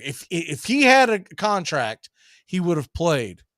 And I understand why he didn't play. That doesn't mean that makes you any more attractive to your employer, right? And could they hold that against them? I know they can tag him, but he doesn't have to play. Oh, by the way, OBJ and Michael Thomas are also going to be free agents. But what are you getting out of either one of those? I don't think. Oh. Man, I don't know if I'm touching that. Take a hard pass on that, and we'll move on to drafting another guy that looks like AJ Brown, and hopefully we get that. So, yeah, I would rather. Can the first round pick just play on the team for more than 4 years as a Titans fan? That's just all I want. Is this year's first round draft? Well, John Robinson hadn't traded him and just paid him like he should have paid him. So stupid. The man earned it. He did. And that's the one thing a Titans fan has been wanting the entire time, is a true number one wide receiver. And it's the missing piece you've been chasing. Can I talk you into some DJ Chark? What if I give you Henry for Lawrence? Well, me personally, I say deal, because we're big fans of Henry in this house, but I don't think the city of Jacksonville would be okay with that. In fact, our dog has a Derrick Henry jersey on because she was born in his little town of Yulee. I'm going through all these free agent wide receivers. There's no Alan Lazard, but I think he's going to actually get a bigger contract than he's really worth. They're projecting him here 3 years, $33 million, 21 guaranteed. And that was more than Juju and who's the other guy that I said? Not OBJ and not Michael Thomas, but there was another one. And this is the biggest guarantee that I've seen since Jacoby Myers. There's really a lot more talent, interior talent on the free agent market than there is. Miles Sanders is a free agent. That's a guy that the Falcons, if the Falcons can somehow get Lamar Jackson, Miles Sanders would be great in the offense. If you had Sanders and you had Lamar, along with Algier, who had a really good rookie season, if you could affordably bring back Cordell Patterson, man, that's a kind of offense that Lamar Jackson would thrive off of. And let's not forget Kyle Pitts. Yeah, I was about to say Pitts in that mix really makes that a dynamic offense. If it makes you feel any better as a Titans fan, next year the Jaguars are going to have some money to spend, and they're adding Calvin Ridley to the mix. Thanks. Tanking for Caleb. Here's a thought that I had. If he could somehow fall to the second round, I don't know if he will. What about Hendon Hooker? I think Hendon Hooker is going to have a pretty good NFL career. Now, I haven't seen his projection recently, before the injury, he was going to be a first-round pick, but now that he's injured, that'd be a perfect time for the Titans to go for him because you can let him rehab and just take his time and say, look, Tannehill can take control of the ball, and about the time he gets injured like he always does, Hooker should be healthy. Let's go.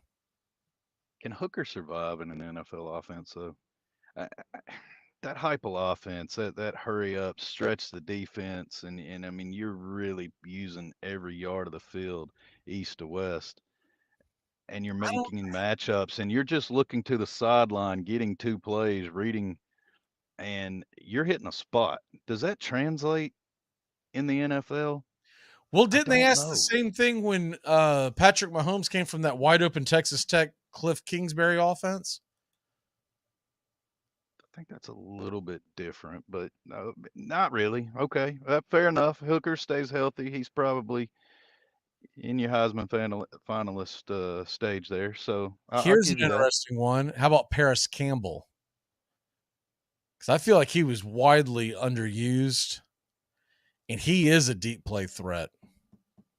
That's a guy that a lot of teams will be kicking the tires on. They're expecting him to get like a 3-year. Let me see where it was projected at again. Here it is 3 years, 23 with 13 guaranteed. This is all just being projected off of Pro Football Focus, which they're usually pretty on the money. But that's a guy that I would be interested in. If I'm Atlanta, if I'm Tennessee, like that's a guy that can help you take a cover off the defense. And I really felt like he was always underutilized. Now, why was that? That's a different story, right? But that's I'll tell you who is a good player that's actually a free agent for Jacksonville. We'll see if they re-sign him. Dwayne Smoot. He's being projected as 3 years, 27, 17 guaranteed. He is a solid edge rusher. Let's go ahead and take a quick break. When we come back, we're talking about that Bauer outage. What's going on there? Brian Snicker says that he ain't coming to Atlanta. I can't wait to hear Justice take on this one. He's trashing our boy, Justin. He's trashing our boy. We'll be back in a flash. I'm just there till my divorce is final. Now, who is coconuts enough to divorce you? We gotta go. But we'll see you around. Well, we'll have to have you over sometime. I'd love it. All right. Bye. Bye. She's awesome. No, we are never having her over. Heard she already slept with 2 dads from the school. What? Mm-hmm. That's horrible. Whenever I bring home Entenmann's Little Bites muffins. Little Bites? That's right, sweetie. Can you just give Mommy a minute? I love Little Bites. I know you do, but we're doing a commercial right now, okay? Got it. As I was saying, whenever I bring home you know what, you know who gets pretty excited. And so do I. Little Bites muffins are made with real ingredients, no high fructose corn syrup, and are baked moist and delicious. I love Little Bites. Here you go. Yes. Entenmann's Little Bites muffins. The perfect portion of happiness. Hey, sports fans, it's Rod Peterson here, host of The Rod Peterson Show, inviting you to join us daily for 2 hours of Atlanta's funnest sports talk right here on WQEE. I say fun because it is. You've never heard a show like it because we make the listeners a part of the show every day between noon and 2 p.m. Eastern. You'll hear plenty of the best sports talk, including the latest on the Falcons, the Braves, and more. And who knows, you might even hear you. That's the Rod Peterson Show, daily at noon, right here on WQEE 99.1 FM. Do you want to lose 18 pounds fast and improve your health? Now you can lose up to 18 pounds in your first 2 months with Nutrisystem. Get delicious breakfasts, lunches, dinners, even snacks and shakes delivered safely to your door. All delivered for free. It's easy to follow, and you'll see results in your first week. You'll get your favorite foods made healthier and perfectly balanced to put your body in fat-burning mode. Millions of people have lost weight with Nutrisystem, and you can too. Lose up to 18 pounds in your first 2 months. Texting privacy policy and terms and conditions posted at textplan.us. Texting enrolls for recurring automated text marketing messages. Message and data rates may apply. Reply stop to opt out. Welcome back to Braves Country. Mac McGee and the Armchair Quarterbacks, weekdays, 3 to 5 p.m. Drive time on WQEE.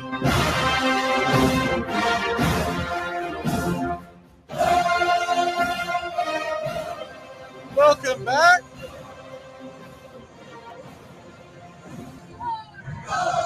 Just a handful of days from Super Bowl 57. Question, Justin, when you see the Super Bowl numerals, do you know what they are? I've been kind of polling everybody every year. I mean, all week, excuse me. I'm curious. Not anymore. Yeah. I'm kind of curious about that because I think I know they say that we technically should be in the same generation, but I really feel like it's more of 10 years than 20 like it used to be because of technology. And I feel like Gen X was the last true generation that would even that it was emphasized what Roman numerals were. Did they even go over that in school with you? They did. I mean, I Oh, they did, remember, okay. but it's when you get to the tens and the L, the C, the M. I don't remember what the large numbers Okay, represent. I'd but have to at look one it up. point But you were aware of it. yeah, and Okay. you go to yes, because you're within about 10 years of me, and then Joey's within about 10 years of you, somewhere in that area. I think he's a little less, but not by much. So I think Joey and I are probably around 15-ish years apart, and he had no clue. And I'm going off the assumption that around that time period they probably just didn't go over it, and they're not doing it now. Because I can't even imagine what school it is would like blow now. your mind if you saw what the math curriculum was now. You just had to shake your head and say why. But hey, for whatever reason, they are able to count, but I think that's why you have to have a computer tell a lot of these individuals how to give you your change back. And if they shut that drawer too much, they can't remember what you gave them or how to do the math. So I don't know. We'll see if the building blocks and the stacking and the everything works out long term, but it doesn't look like it, man. Yeah, I'm telling you. I'm going off of the fact that you live in the age of Google now. Like, I don't even know what you would go over in school. Couldn't they just Google everything? There was a story that came out that I shared. I think it was yesterday's show. I don't remember, but it was off of the Grammys from Sunday night, and it was a pretty highly national publication from the UK that referred to, I guess Bonnie Raitt won the Song of the Year, and she beat out Beyonce, Taylor Swift. I think Adele was the third one, but I can't swear to that. And the headline read, unknown blues singer wins Song of the Year over, Taylor Swift, Beyonce. And I'm like, unknown. And so my wife was laughing because she's sitting there saying, she goes, you're getting so mad about this. I said, it's because, you know what the difference is? I had to know stuff, right? But this idiot, whoever released that as a headline, all they had to do was Google it. Who is Bonnie Raitt? And they would see the litany of albums that and they would probably eventually recognize one of her songs. But I said, that is the equivalent of back when I was, a youngster, we'll say in my 20s, and I say something to the equivalent of unknown blues rock singer Janis Joplin. But at least in my defense, and I couldn't have looked it up, right? I just had to know Janis Joplin is a badass, right? You cannot, if you are covering music and you don't know who Bonnie Raitt is, I'm going to end up having an aneurysm over this. I guess the unknown for me was I didn't know that she was still producing music. I know exactly who she that is. shocked Now me. that was the shocker to me that she has a new song that won out. So that's awesome. Good for her. But I know exactly who Bonnie Raitt that is. I agree with. That I did not, but then again, it's because I don't listen to modern music anymore. Because when they started really changing, and it's just a sign of getting old. You like what you like, right? And there's no reason for me to turn on rock stations that are anything but playing classic rock, right? Or I can even go up into the 90s and early 2000s rock. But most of the stuff that is played today, it's just not for me. Same thing with country music. Love country music. But what I hear nowadays coming out of my wife's speakers as she pulls in the driveway. That's not country music. I don't know what it is, but it's not country.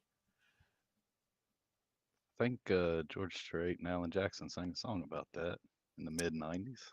Yeah, I was going to say that song's like 20 years old. Yeah, because I they remember told us what was coming. I remember being in the stadium at the George Strait Festival where he and Alan Jackson sang that song. I'm trying to think of what year that was. It's one of the many years that I lived on and off in Nashville. And I think it was after the Titans showed up, but it wasn't long after. That was a pretty new stadium when I went and saw that. So I'm thinking 2000, 2001, somewhere in that neighborhood. That feels about right. But still, it's hard to believe that was over 20 years ago.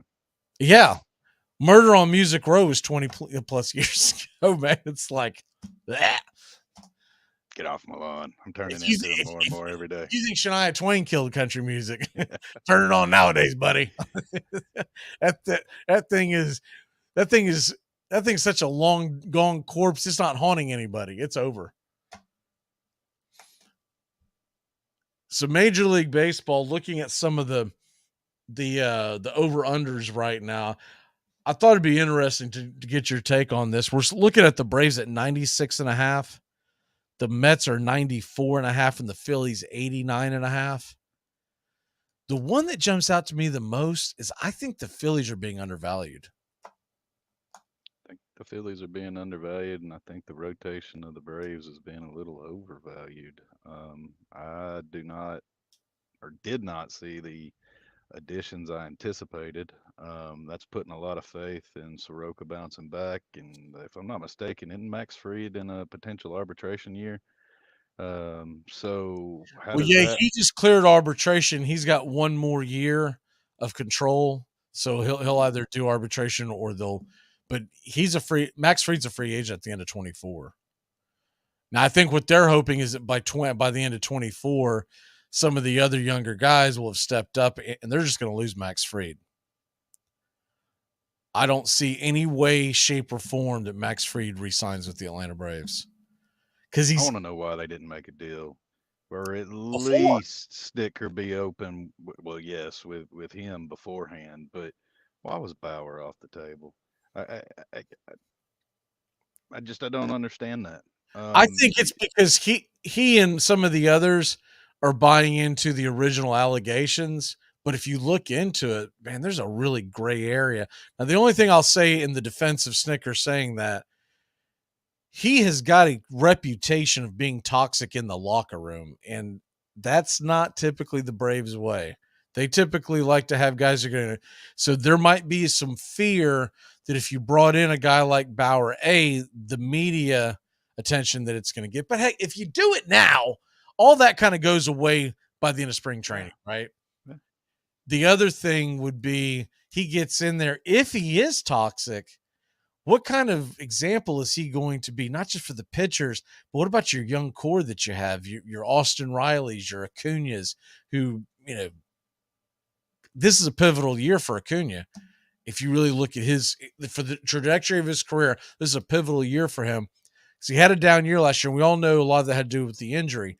But if he comes out this year and it's kind of meh, then what are we talking about with him long term?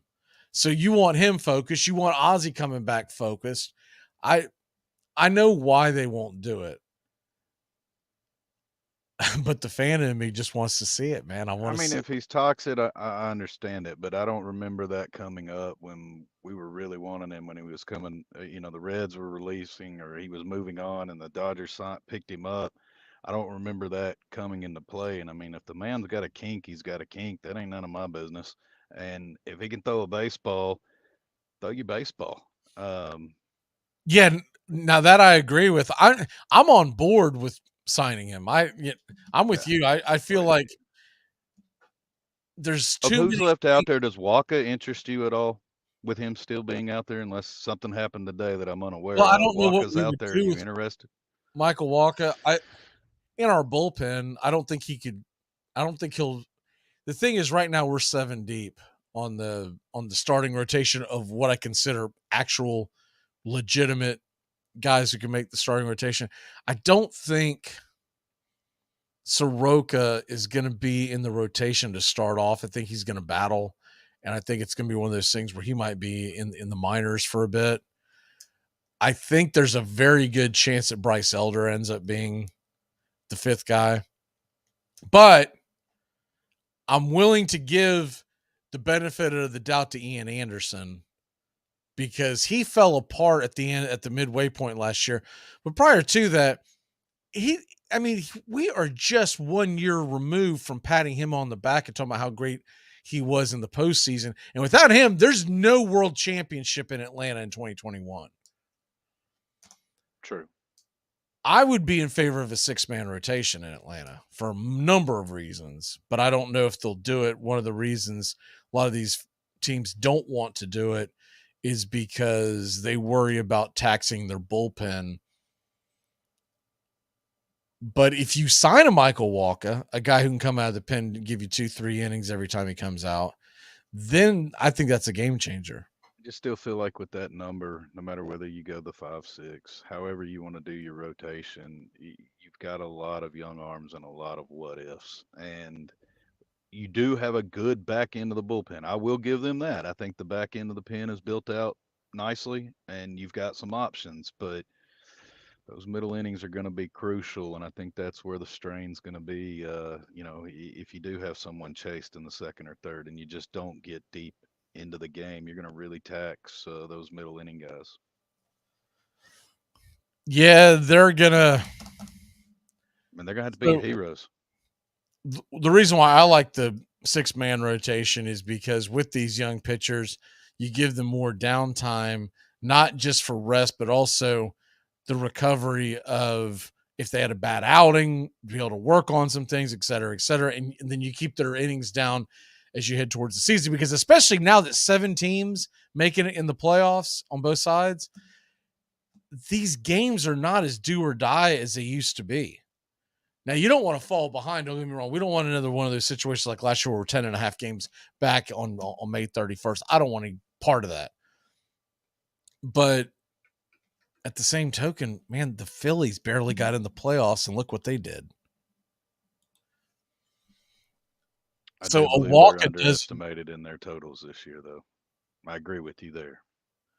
Walker, to me, would be an interesting add if he's willing to be a piggyback type guy, to be a guy to come in and eat innings. Maybe you give him a spot start every once in a while. A perfect piggyback situation would be Michael Walker, and then you follow him up with Jesse Chavez in his 47th year of MLB. I love Jesse, though, man. I'm so glad he's back. I'm so glad to see they signed him. I think it's his glasses, man. I'm just like, yeah, baby, let's go. He's going to come in. He might get 1 strikeout, but he's going to come out and give you 2 solid innings, and there's a good chance that he's going to keep the scoreboard the way he found it, right? So I love Jesse Chavez, man. And not to mention the fact that him and Morton are such good friends. That's just nothing but helps the camaraderie. But I don't know. Look, maybe there's something behind the scenes with Bauer that we don't know about, that maybe there's some kind of animosity with other players or maybe even coaches. I don't know.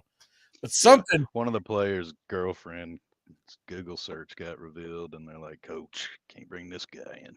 All I know is you don't normally he gives the very roundabout political answer, and instead he just, when he was asked, "What about Trevor Bauer?" No.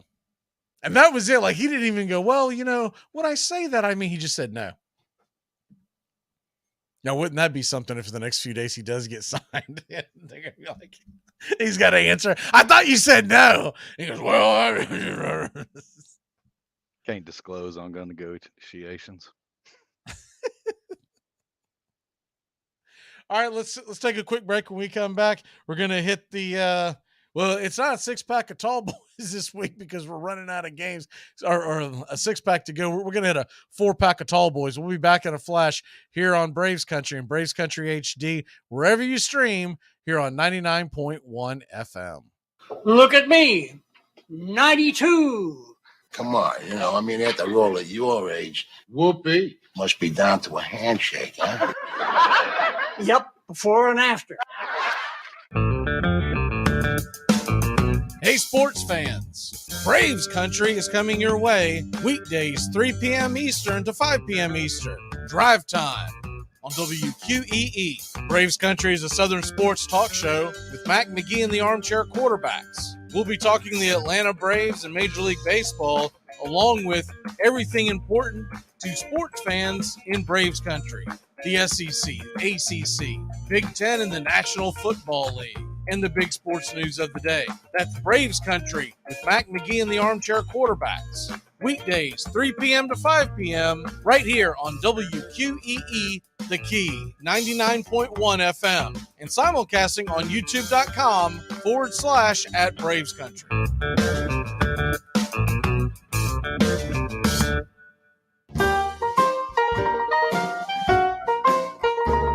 Dixie Handle Company, 5 generations of the Strickland family have produced quality hardwood farm and garden tools, wooden shutters, and custom furniture. This small business has been owned and operated since 1992 and ships to customers across the world. If you're looking for the highest quality tool handles, Dixie Handle Company is your place. Every item is hand-picked to your specifications. If it's made of wood, they do it.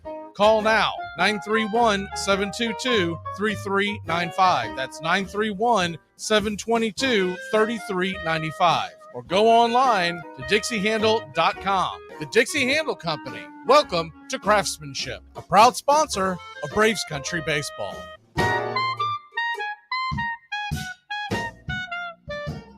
Why is there a pancake in the silverware drawer? I mean, why is there silverware in the pancake drawer? Welcome back to Braves Country. Mac McGee and the Armchair Quarterbacks, weekdays, 3 to 5 p.m. Drive time on WQEE.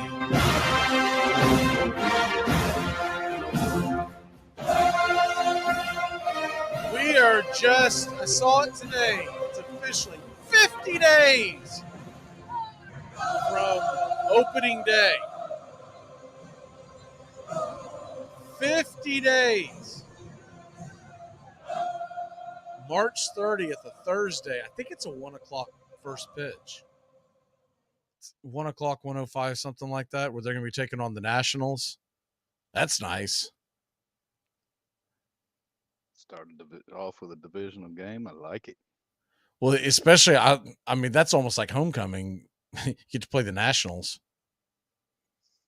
Their over-under, I think, is 59 games this year, Justin. That is, whew. That's a special kind of terrible. Just got to hope you don't lay down to them like we've seen in the past with the Braves. Go in and win the games that you never expect to, and then lay down to the dogs. You got to win the games you got to win.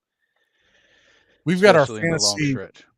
We got our fantasy dynasty draft starting up here in a few weeks or so.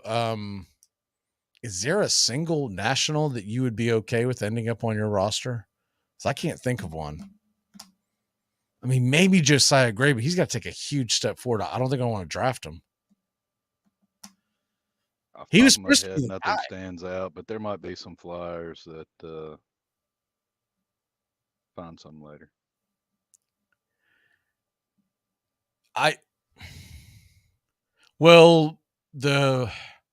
The first baseman, right fielder, Meneses, he was a pretty good power bat. But that's about it. But that's, once again, I don't know if that's a guy you drafted. Might be a guy that you kind of keep an eye on, right? I'm in a couple of those season-long best ball baseball drafts right now where there's like 8 hours in between picks, so they go slow. And so I'm towards the end of my first one, and I decided to go ahead and jump in 2 more today. And normally when you do this, because there's 12 guys in the league, you're like, all right, well, there's a good chance I don't draft until the weekend, whatever.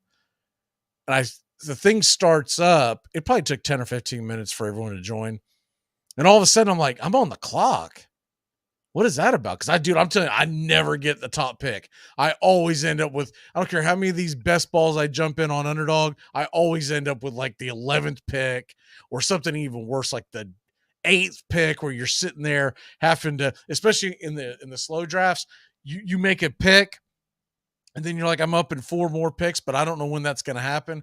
That could happen later on this evening, or it could happen Saturday morning.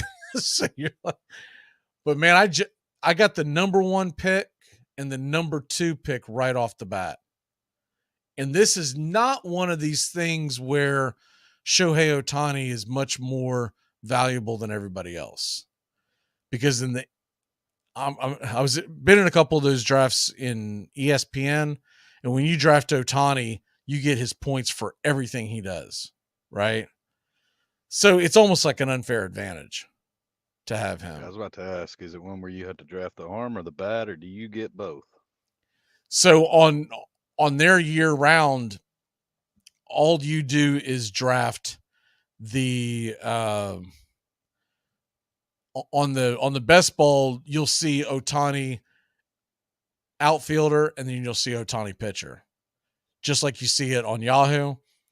On ESPN, so everyone who's been, so I've been in 3 or 4 of these on ESPN, and I've yet to see someone not draft Ohtani first, because he's averaging like 850 to 875 points in a single season, where the next closest guy from last year when Judge went bananas, he only had like just over 600 points. There's a huge disparity. I'm like, why would they even do that? It's so unfair to even. I get it that you're gonna have to wait another 22 picks, but man. But anyways, my point is, I had the number 1 pick and the number 2 pick, and I said, "Let's ride, man! Give me Acuna in both of them." I don't care. I'm going with them. Now, if I end up in another one, get a high pick like that, I'll probably end up, hedging my bet and go with Judge or something. But these are much different drafts than what we are in. I had to find out the hard way. I did one draft. It was one of those 30-second deals, and I didn't check the rules.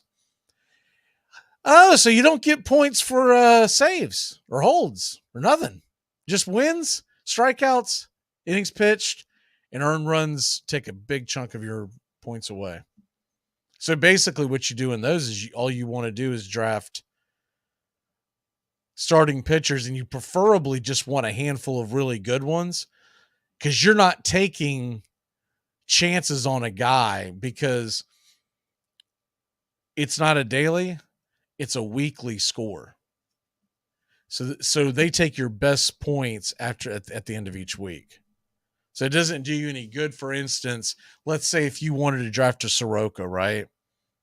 He's probably never going to score for you, because he'll be like middling around there, where a guy who goes out there and gets a lot of strikeouts is always going to dwarf him. But anyways, I win Acuna, baby. Let's go. I ain't scared. Turn your camera on for me. What's that? Oh, it's still off? I never, well, because when I look forward, I see I have myself blocked. It's hard to explain, but I'm over here tapping my eyes, giving the baseball signals. I'm like, all right, he's not seeing me. You know what? I was giving the viewers a break. Fair enough. Let's go ahead and get into some prop bets. Interested to see where you go on these. Now, as soon as you say that, your camera disappears. I swapped over so I could double check what I had picked out. I know what you did, but it was just funny. Like, turn your camera on, all of a sudden you just disappear. Okay. So, man, I don't feel strong about a lot of these prop bets, but there's some. Now, we'll get into the fun ones, but let me go ahead and get your actual locks for the week that you like on the prop bets, or if you like a line, what you got? Alrighty. I'm going to take both the minor props. The first one, will there be a punt resulting in a touchback? Plus 150. That's free money. I'll take it. I think you get a punt into the end zone during the game. There ought to be a prop that says, will there be a punt kicked into the middle of the field when the idiot knows that he should coffin corner it?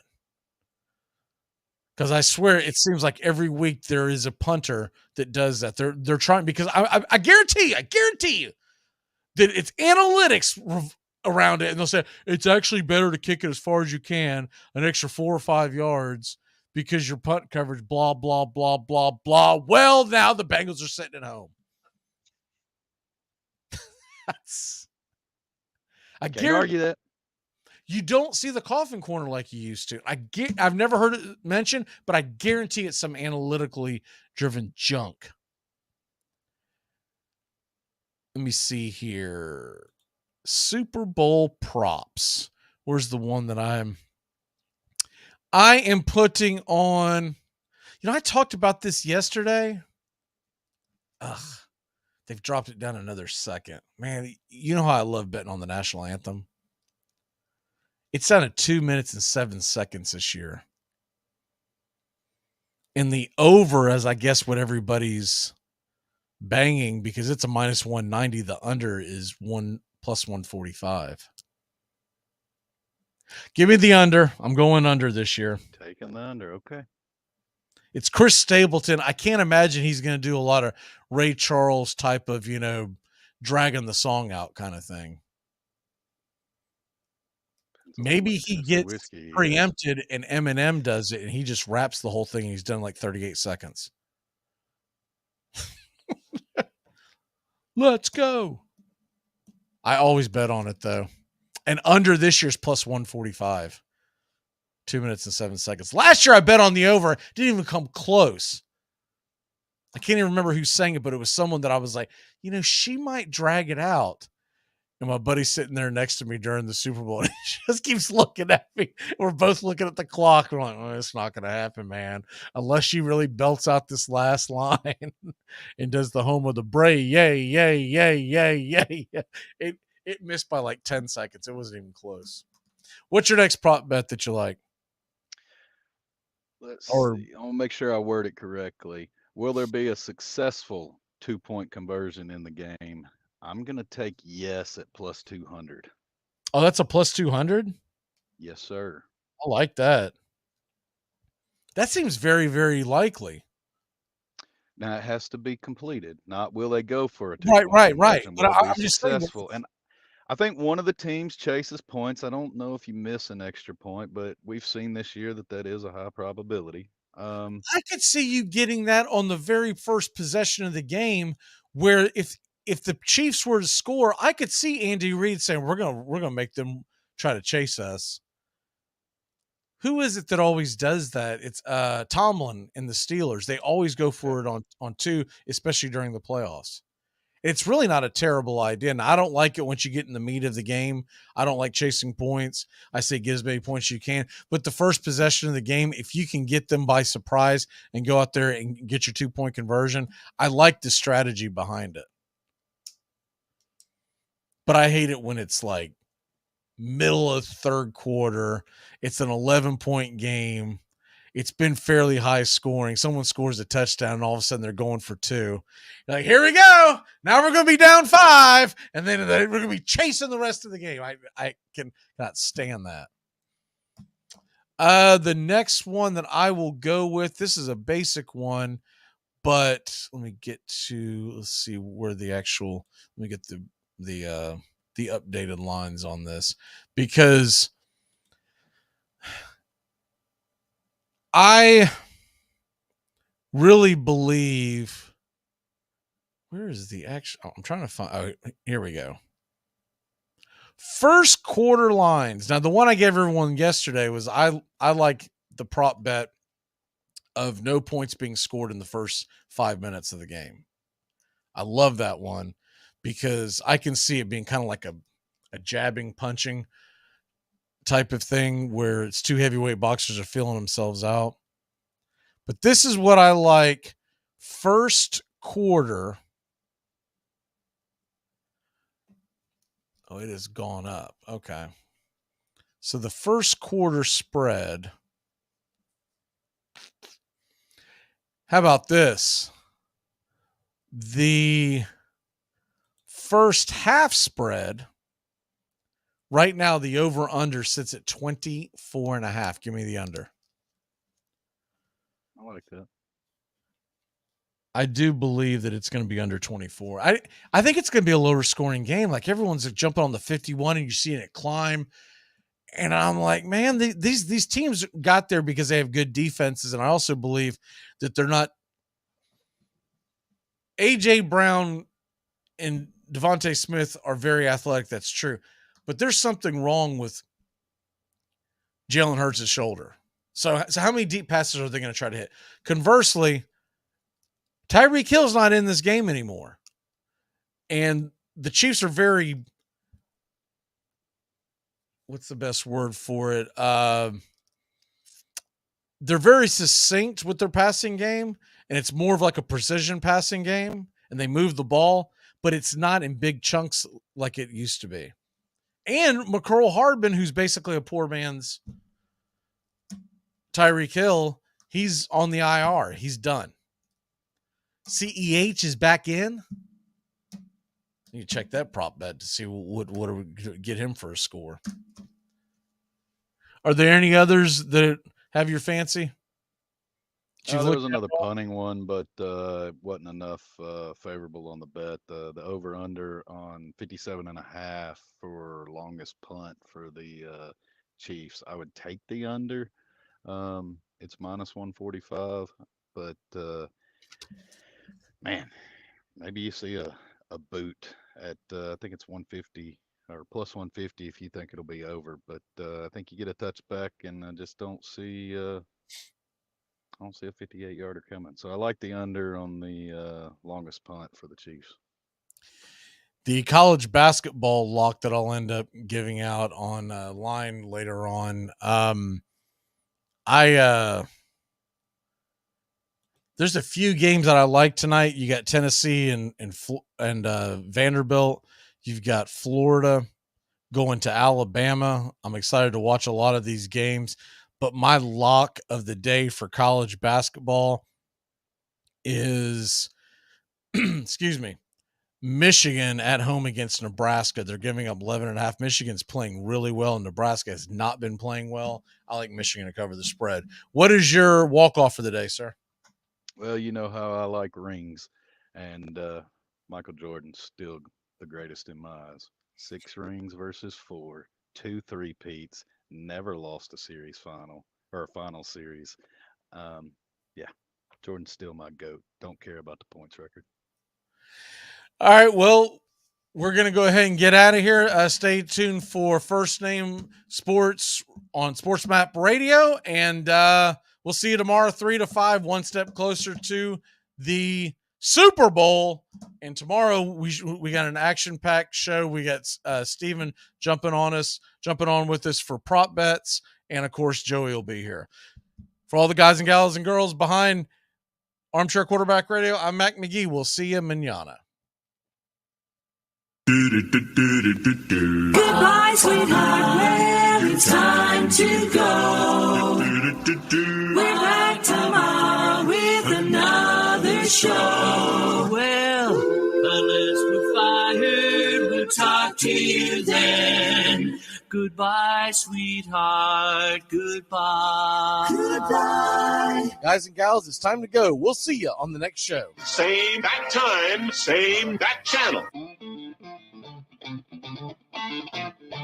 Thanks for listening to Braves Country with Mac McGee and the Armchair Quarterbacks on 99.1 FM WQEE, The Key in Noonan, Georgia, and simulcasting on youtube.com/@Braves Country. Braves Country comes your way weekdays, 3 p.m. Eastern to 5 p.m. Eastern. Please follow, like, and subscribe today. Armchair Quarterback Radio, your first choice for Southern sports. Something of the 5th of September. Something of the 5th of September. She said a lot that I can't remember. Something of the 5th. Can I get another cigarette, please? Can I get another cigarette, please? Yeah, I know I live to regret it. Just give me another cigarette, please.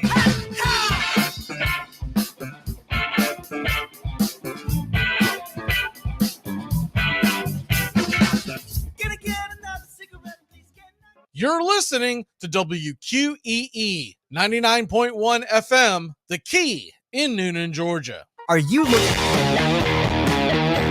The NFL playoffs are back, and that means the Armchair Quarterbacks Kickoff Show is back.